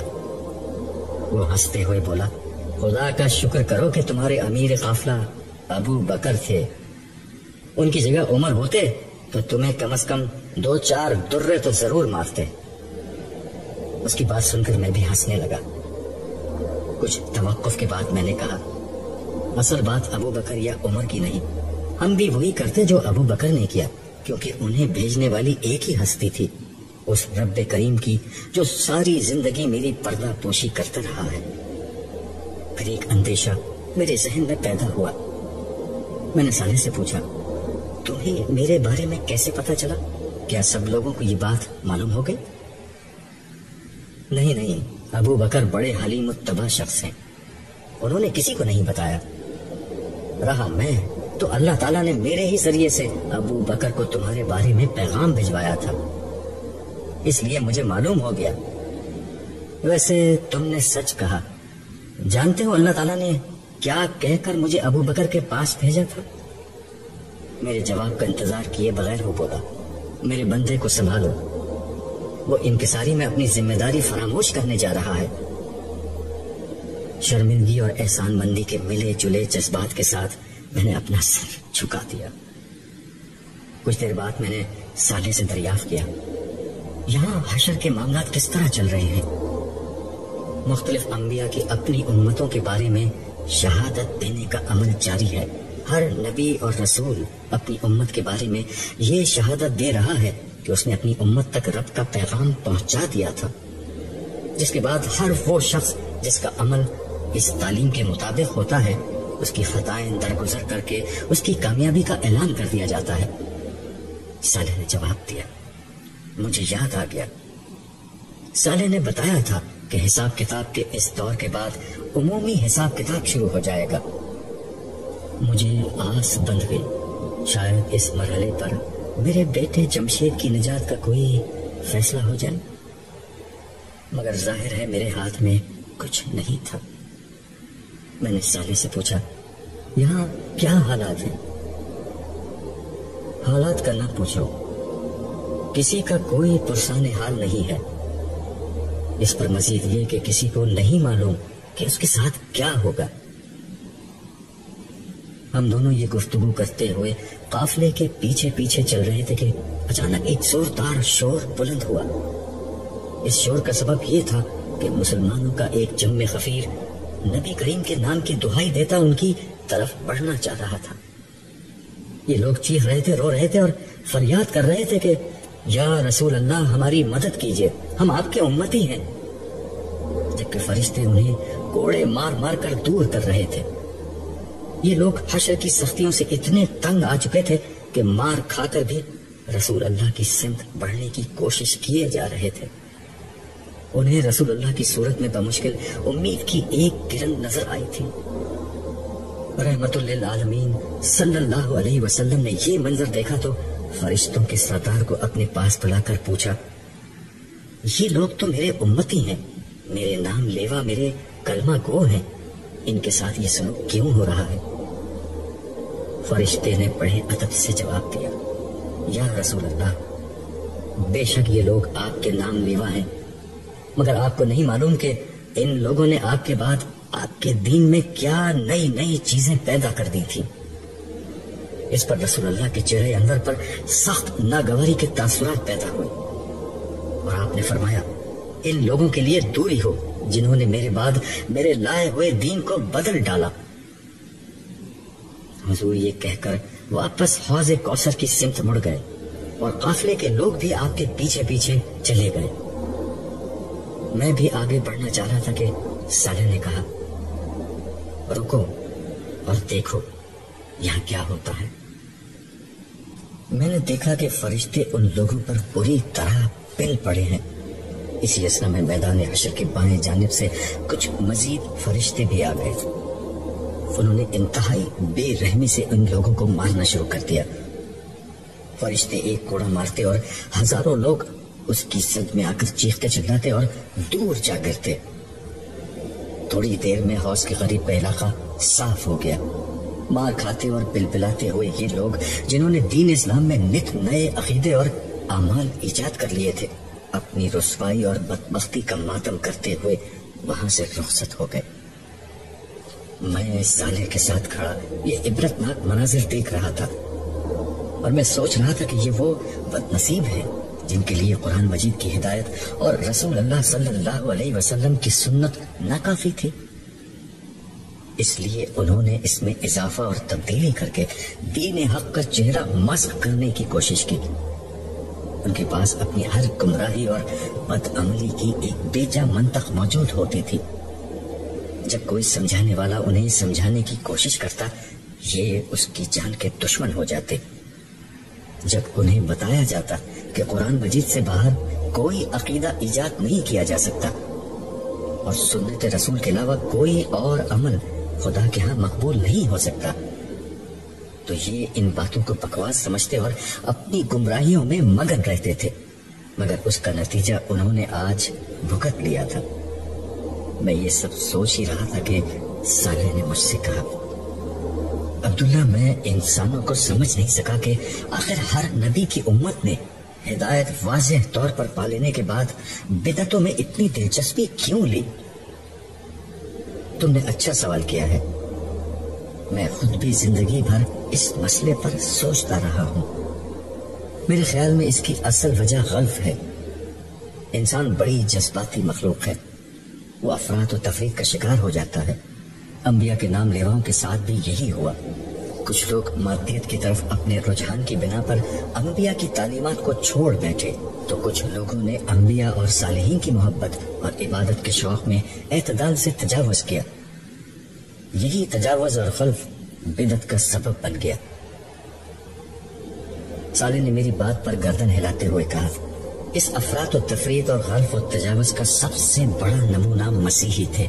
ایک طرف ان کے ہاں حضرت موسیٰ کی شریعت کو ترک کر دیا گیا، دوسری طرف رہبانیت ایجاد کر کے ایسی ایسی عبادتیں، ریاستیں اور بدعتیں دین میں داخل کر لی گئی کہ کسی نارمل انسان کے لیے مذہبی شناخت کے ساتھ زندگی گزارنا مشکل ہو گیا۔ عمل کے ساتھ ان کے ہاں عقیدے کا غلب بھی آخری درجے میں ظاہر ہوا۔ انہوں نے نبیوں کی امت ہوتے ہوئے بھی خدا کی بیوی اور بیٹا گھڑ لیا۔ مگر یار، حقیقت یہ ہے کہ تم مسلمان اس کام میں کون سا پیچھے رہے ہو؟ یہ آخری بات اس نے بہت زور دے کر کہی۔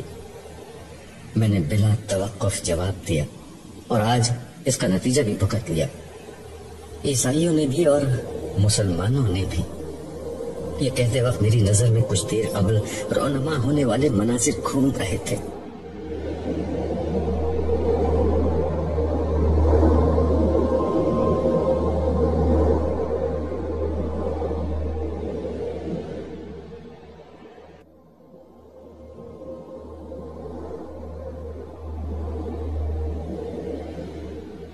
اہل بدعت کی پٹائی کے واقعے کے بعد میں بہت دل گرفتہ ہو چکا تھا، کیونکہ میں نے اس واقعے میں اپنے زمانے کے موجود اپنے کئی جاننے والوں کو دیکھا تھا۔ میری طبیعت بحال کرنے کے لیے صالح مجھے واپس حوض کوثر کی طرف لے گیا تھا۔ وہاں کے پرفضا ماحول میں کچھ وقت تنہائی اور خاموشی میں گزار کر میں بہتر ہو گیا تو وہ دوبارہ مجھے میدان حشر میں لے آیا۔ راستے میں وہ مجھے بتانے لگا کہ جب ہم یہاں نہیں تھے تو اس عرصے میں تمام انبیاء کی شہادت کا عمل پورا ہو گیا، جس کے بعد عمومی حساب کتاب کا مرحلہ شروع ہو چکا تھا۔ اس کا آغاز بھی امت محمدیہ سے ہوا، جس کا بڑا حصہ حساب کتاب سے گزر کر اپنے بارے میں اللہ تعالیٰ کا فیصلہ سن چکا ہے۔ اس کا مطلب یہ ہوا کہ ایک انتہائی اہم موقع پر میں یہاں موجود نہیں تھا؟ ہاں ایسا ہی ہے، لیکن جنت میں جانے کے بعد جب چاہو اس حساب کتاب کی آڈیو ویڈیو ریکارڈنگ دیکھ سکو گے۔ اس نے ہنستے ہوئے میری بات کا جواب دیا۔ مگر بھائی لائیو مشاہدہ تو لائیو ہی ہوا کرتا ہے۔ میں نے بھی مسکراتے ہوئے اس کی بات کا جواب دیا۔ ایک بڑی دلچسپ چیز جو یہاں ہوئی وہ میں تمہیں بتا دیتا ہوں۔ ہوا یہ کہ جب رسول اللہ صلی اللہ علیہ وسلم کی امت کے مشرکین کو ان کے شرک پر پکڑا گیا تو ان کی ایک بڑی تعداد نے صاف انکار کر دیا کہ وہ کسی شرک میں مبتلا تھے۔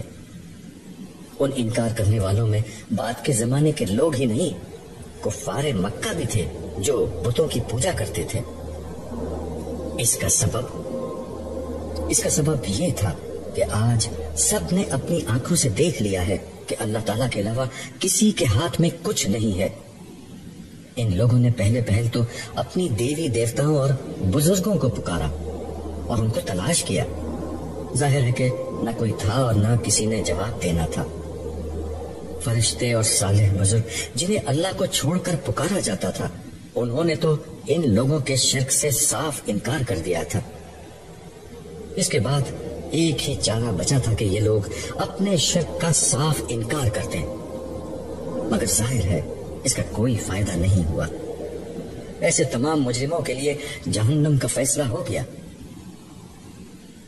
اس وقت کس کا حساب کتاب ہو رہا ہے؟ میں نے دریافت کیا۔ اس وقت تمہارے زمانے کے لوگوں کا نمبر آ چکا ہے، اسی لیے میں تمہیں یہاں لے آیا ہوں۔ تم دیکھ سکتے ہو کہ ایک ایک کر کے لوگ حساب کتاب کے لیے بلائے جا رہے ہیں۔ ہر شخص 2 فرشتوں کے ساتھ بارگاہ الہی میں پیش ہوتا ہے۔ ایک فرشتہ پیچھے پیچھے چلتا ہے اور اپنی نگرانی میں اسے عرش تک پہنچاتا ہے، جبکہ دوسرا فرشتہ بندے کے ساتھ اس کا نامہ اعمال اٹھائے چلتا ہے۔ ان میں سے پیچھے والے فرشتے کو سائق اور نامہ اعمال لے کر ساتھ چلنے والے کو شہید کہا جاتا ہے۔ سائق وہ فرشتہ ہے جو بندے کو حشر کے میدان سے عرش الہی تک پہنچانے کا ذمہ دار ہے، جبکہ شہید اس کے اعمال کی گواہی دیتا ہے۔ یہ وہی 2 فرشتے ہیں جو زندگی بھر انسان کے دائیں اور بائیں سمت موجود رہے۔ دائیں والا نیک اعمال اور بائیں والا بد اعمالیاں لکھتا تھا۔ ان کو قرآن مجید میں کرامن کاتبین کہا گیا تھا۔ مگر یہاں آ کر ان میں سے کون سائق اور کون شہید بنتا ہے؟ میں نے پوچھا۔ اس کا علم اللہ تعالیٰ کو ہے۔ وہی بندے کی پیشی سے قبل کرامن کاتبین کو مطلع کرتے ہیں کہ دونوں میں سے کس کو کیا کرنا ہے۔ ہم وہاں پہنچے تو ایک سرکاری افسر اللہ تعالیٰ کی بارگاہ میں پیش تھا۔ اس سے پوچھا گیا، کیا عمل ہے؟ اس نے لرزتے ہوئے جواب دیا، پروردگار مجھ سے زندگی میں کچھ غلطیاں ہوئی تھیں، مگر بعد میں نے تیرے لیے بہت عبادت اور ریاضت کی، اپنی زندگی تیرے دین کے لیے وقف کر دی۔ اسی اثنا میں اس کے ساتھ کھڑے فرشتے کو اشارہ ہوا۔ اس نے کہا، پروردگار اس نے سچ کہا ہے۔ پوچھا گیا، تم ایک سرکاری ملازم تھے، کیا تم نے رشوت لی، لوگوں کو تنگ کر کے ان سے پیسے کھائے، ناجائز طریقے سے قانون سخت کر کے لوگوں کو رشوت دینے کے لیے مجبور کیا؟ اس نے عرض کیا، یہ میں نے کیا تھا، لیکن میں نے توبہ کر لی تھی۔ تو نے توبہ کر لی تھی؟ انتہائی غضبناک آواز میں سوال کیا گیا۔ اس کے منہ سے جواب میں ایک لفظ نہیں نکل سکا۔ فرشتہ آگے بڑھا اور اس نے اس کے نامہ اعمال کو پڑھنا شروع کیا، جس کے مطابق اس نے حرام کی کمائی سے گھر بنایا اور ساری زندگی اسی گھر میں رہا، انویسٹمنٹ کر کے مال کو خوب بڑھایا، بچوں کو اسی پیسے سے اعلیٰ تعلیم دلوائی، بیوی کو خوب زیورات بنا کر دیے۔ یہ اس مال سے اپنی موت تک فائدہ اٹھاتا رہا۔ البتہ زبان سے توبہ ضرور کی تھی اور ریٹائرمنٹ کے بعد داڑھی، ٹوپی، نماز وغیرہ سب شروع کر دی تھی۔ جیسے ہی فرشتے کا بیان ختم ہوا، حکم ہوا، اس کا نامہ اعمال میزان میں رکھو۔ دائیں ہاتھ کے فرشتے نے اس کی نیکیاں الگ کر کے میزان عدل میں دائیں طرف رکھ دی اور بائیں ہاتھ کے فرشتے نے اس کی برائیاں بائیں طرف رکھ دی۔ وہ سرکاری افسر انتہائی بے بسی اور خوف کے ساتھ یہ سب ہوتا دیکھ رہا تھا۔ فرشتوں نے اپنا کام جیسے ہی ختم کیا، نتیجہ سامنے آ گیا۔ الٹے ہاتھ کا پلڑا مکمل طور پر جھک گیا تھا۔ اس نے ظلم و ناانصافی اور رشوت سے جو کچھ حرام کمایا تھا اور لوگوں کے ساتھ جو زیادتیاں کی تھی، وہ اس کے سارے نیک اعمال پر غالب آ گئی۔ یہ دیکھ کر وہ شخص چیخنے چلانے لگا اور رحم کی درخواست کرنے لگا۔ ارشاد ہوا، جن لوگوں سے تو رشوت لیتا اور انہیں تنگ کرتا تھا، کبھی ان پر تجھے رحم آیا؟ دیکھ تیری کمائی آج تیرے کچھ کام نہ آئی، تیرا انجام جہنم ہے۔ پھر ایک فرشتے نے اس کا نامہ اعمال اس کے بائیں ہاتھ میں تھما دیا۔ وہ شخص چیخ چیخ کر کہنے لگا، میں نے اپنے لیے کچھ نہیں کیا، یہ سب میں نے اپنی بیوی بچوں کے لیے کیا تھا۔ اللہ کے واسطے مجھے چھوڑ دو، میرے بیوی بچوں کو پکڑو۔ فرشتوں نے جواب دیا، تیرے بیوی بچوں کا حساب بھی ہو جائے گا، پہلے تو چل۔ پھر دونوں فرشتے اسے مارتے اور گھسیٹتے ہوئے جہنم کی سمت لے گئے۔ اگلا شخص پولیس کا ایک سینئر افسر تھا۔ اللہ تعالیٰ نے اسے مخاطب ہی نہیں کیا۔ اس کے ساتھ آنے والے فرشتے سے پوچھا کہ اس کے نامہ اعمال میں کیا درج ہے۔ اس کے جواب میں فرشتے نے اس کی ساری زندگی کے جرائم بیان کر دیے، جن میں بے گناہ لوگوں پر ظلم، بعض معصوموں کا قتل، جوئے اور بدکاری کے اڈوں کی سرپرستی، بدکاری اور شراب نوشی، رشوت اور عیاشی جیسے سنگین جرائم شامل تھے، جبکہ نیکیوں میں صرف عید کی وہ نمازیں تھیں جو حالت مجبوری میں حکمرانوں کے ساتھ عیدگاہ میں ادا کی جاتی تھیں۔ پوچھا گیا، تمہیں اپنی صفائی میں کچھ کہنا ہے؟ اس نے کہا، پروردگار، میرے حالات ہی ایسے تھے، ہر طرف رشوت کا ماحول تھا، میں یہ سب نہیں کرنا چاہتا تھا، مگر افسران کا دباؤ اور ماحول کی جبر کی بنا پر مجبور ہو گیا۔ انتہائی سخت آواز میں کہا گیا، تو تم مجبور ہو گئے تھے؟ پھر حکم ہوا اس کے ماتحت کام کرنے والے ایک جونیئر افسر کو پیش کیا جائے۔ تھوڑی ہی دیر میں ایک انتہائی خوش شکل شخص بہت اعلیٰ اور نفیس لباس زد دن کیے ہوئے حاضر ہوا۔ اس سے پوچھا گیا، میرے بندے، تو نے بھی اس شخص کے ساتھ کام کیا تھا، پھر ماحول سے مجبور ہو کر ظلم اور رشوت کا راستہ کیوں اختیار نہیں کیا؟ اس نے جواب دیا، میرے رب، مجھے آج کے دن تیرے حضور پیش ہونے کا اندیشہ تھا، اس لیے میں نے کبھی رشوت نہیں لی۔ جب ساتھ کام کرنے والوں نے مجھے مجبور کیا تو میں نے صاف انکار کر دیا۔ میں نے ساری عمر بہت غربت کی زندگی گزاری، لیکن کبھی پیسے لے کر انصاف کا خون نہیں کیا۔ جواب ملا، ہاں، اسی کا بدلہ ہے کہ تیرے بہت کم عمل کو میں نے بہت زیادہ قبول کیا ہے اور تجھے ہمیشہ رہنے والی جنت کی سرفرازی نصیب کی ہے۔ پھر دوسرے پولیس والے سے کہا گیا، تیرے پاس انتخاب یہ نہیں تھا کہ تو رشوت، ظلم اور زیادتی کے راستے پر چل کر امیر ہو جائے یا ایماندار بن کر غربت کی زندگی گزارے۔ تیرے پاس انتخاب یہ تھا کہ انصاف کر کے جنت میں جائے یا پھر ظلم کرے اور جہنم میں جائے، تو تو نے جہنم کو پسند کر لیا۔ یہی ہمیشہ کے لیے تیرا بدلہ ہے۔ وہ پولیس والا ہار ماننے کے لیے تیار نہ تھا، روتے ہوئے کہنے لگا، پروردگار، مجھے شیطان نے گمراہ کیا تھا۔ جواب ملا، اصل میں تو خود ایک شیطان تھا، حالانکہ تو میرے سامنے ایک معمولی چونٹی سے زیادہ بے بس تھا۔ اے بے وقت انسان، جس وقت تو انسانوں پر ظلم کرتا تھا اس وقت بھی تو میرے سامنے ہوتا تھا، لیکن میں نے تجھے مہلت دی، تو نے اس مہلت سے فائدہ نہیں اٹھایا۔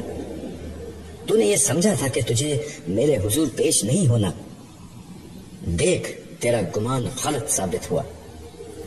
ادھر غیظ و غضب کے یہ الفاظ بلند ہو رہے تھے، ادھر میدان حشر کے بائیں جانب سے جہنم کے شعلوں کے بھڑکنے کی آواز تیز ہو رہی تھی۔ ان آوازوں نے ہر دل کو لرزا کر رکھ دیا تھا۔ ہر شخص پر سخت ہول کا عالم طاری تھا، کلیجے منہ کو آ رہے تھے، آنکھیں پھٹی ہوئی تھی، لوگوں کے چہرے بالکل سیاہ پڑ چکے تھے، دل کی دھڑکنیں اتنی تیز تھیں کہ گویا دل سینہ توڑ کر باہر نکل آئے گا، مگر آج کوئی جائے فرار نہ تھی۔ ایک مجرم کا فیصلہ ہو رہا تھا اور دیگر مجرموں کی حالت خراب ہو رہی تھی۔ وقت کے فرعون و طاقتور ہستیاں، جابر حکمران، بے انتہا دولت کے خزانوں کے مالک، مشہور ترین سیلیبریٹیز، انتہائی اثر و رسوخ والے لوگ، سب معمولی غلاموں بلکہ بھیڑ بکریوں کی طرح بے بسی سے کھڑے اپنی قسمت کے فیصلے کے منتظر تھے، اور آج انہیں بچانے والا کوئی نہ تھا۔ پھر اس کا اعمال نامہ تولا کیا، جس میں حسب توقع الٹے ہاتھ کا پلڑا بھاری ہو گیا۔ فرشتے نے آگے بڑھ کر نامہ اعمال اس کے بائیں ہاتھ میں تھمانا چاہا، مگر اس نے ڈر کے مارے ہاتھ پیچھے کر لیا۔ فرشتے کے مقابلے میں اس کی کیا حیثیت تھی؟ فرشتے نے اس کے ہاتھ پیچھے ہی کی سمت باندھ کر ان بندھے ہوئے ہاتھوں میں سے الٹے ہاتھ میں نامہ اعمال تھما دیا۔ پھر دونوں فرشتے اسے مارتے پیٹتے ان شعلوں کی طرف بڑھ گئے جہاں بدترین انجام اس کا منتظر تھا۔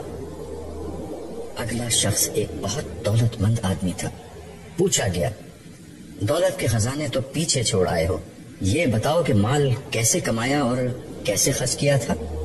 اس نے جواب دیا، پروردگار میں کاروبار کرتا تھا، اس سے جو مال کمایا وہ غریبوں پر خرچ کیا۔ فرشتے کو اشارہ ہوا۔ اس نے تفصیل بیان کرنا شروع کی، جس کے مطابق اس شخص نے زندگی بھر کھربوں روپے کمائے۔ ابتدائی زندگی میں چھوٹے کاروبار سے آغاز کیا، چینی، آٹا اور دیگر بنیادی ضرورت کی اشیاء میں ملاوٹ، ذخیرہ اندوزی وغیرہ کی بنا پر بہت منافع کمایا اور اس کا بزنس تیزی سے پھیل گیا۔ مگر اس دفعہ مال کمانے کے لیے اس نے اپنے جیسے کئی دوسرے لٹیروں کے ساتھ مل کر ایک کارٹل بنا لیا۔ کارٹل کا کام یہی تھا کہ مارکیٹ کو کنٹرول کر کے اپنی مرضی کی قیمت پر اشیاء فروخت کی جائیں۔ یہ کارٹل جو انتہائی بارسوخ افراد پر مشتمل تھا، اپنے سیاسی رابطوں اور رشوت کے ذریعے سے اپنی مرضی کی قیمتیں طے کراتا۔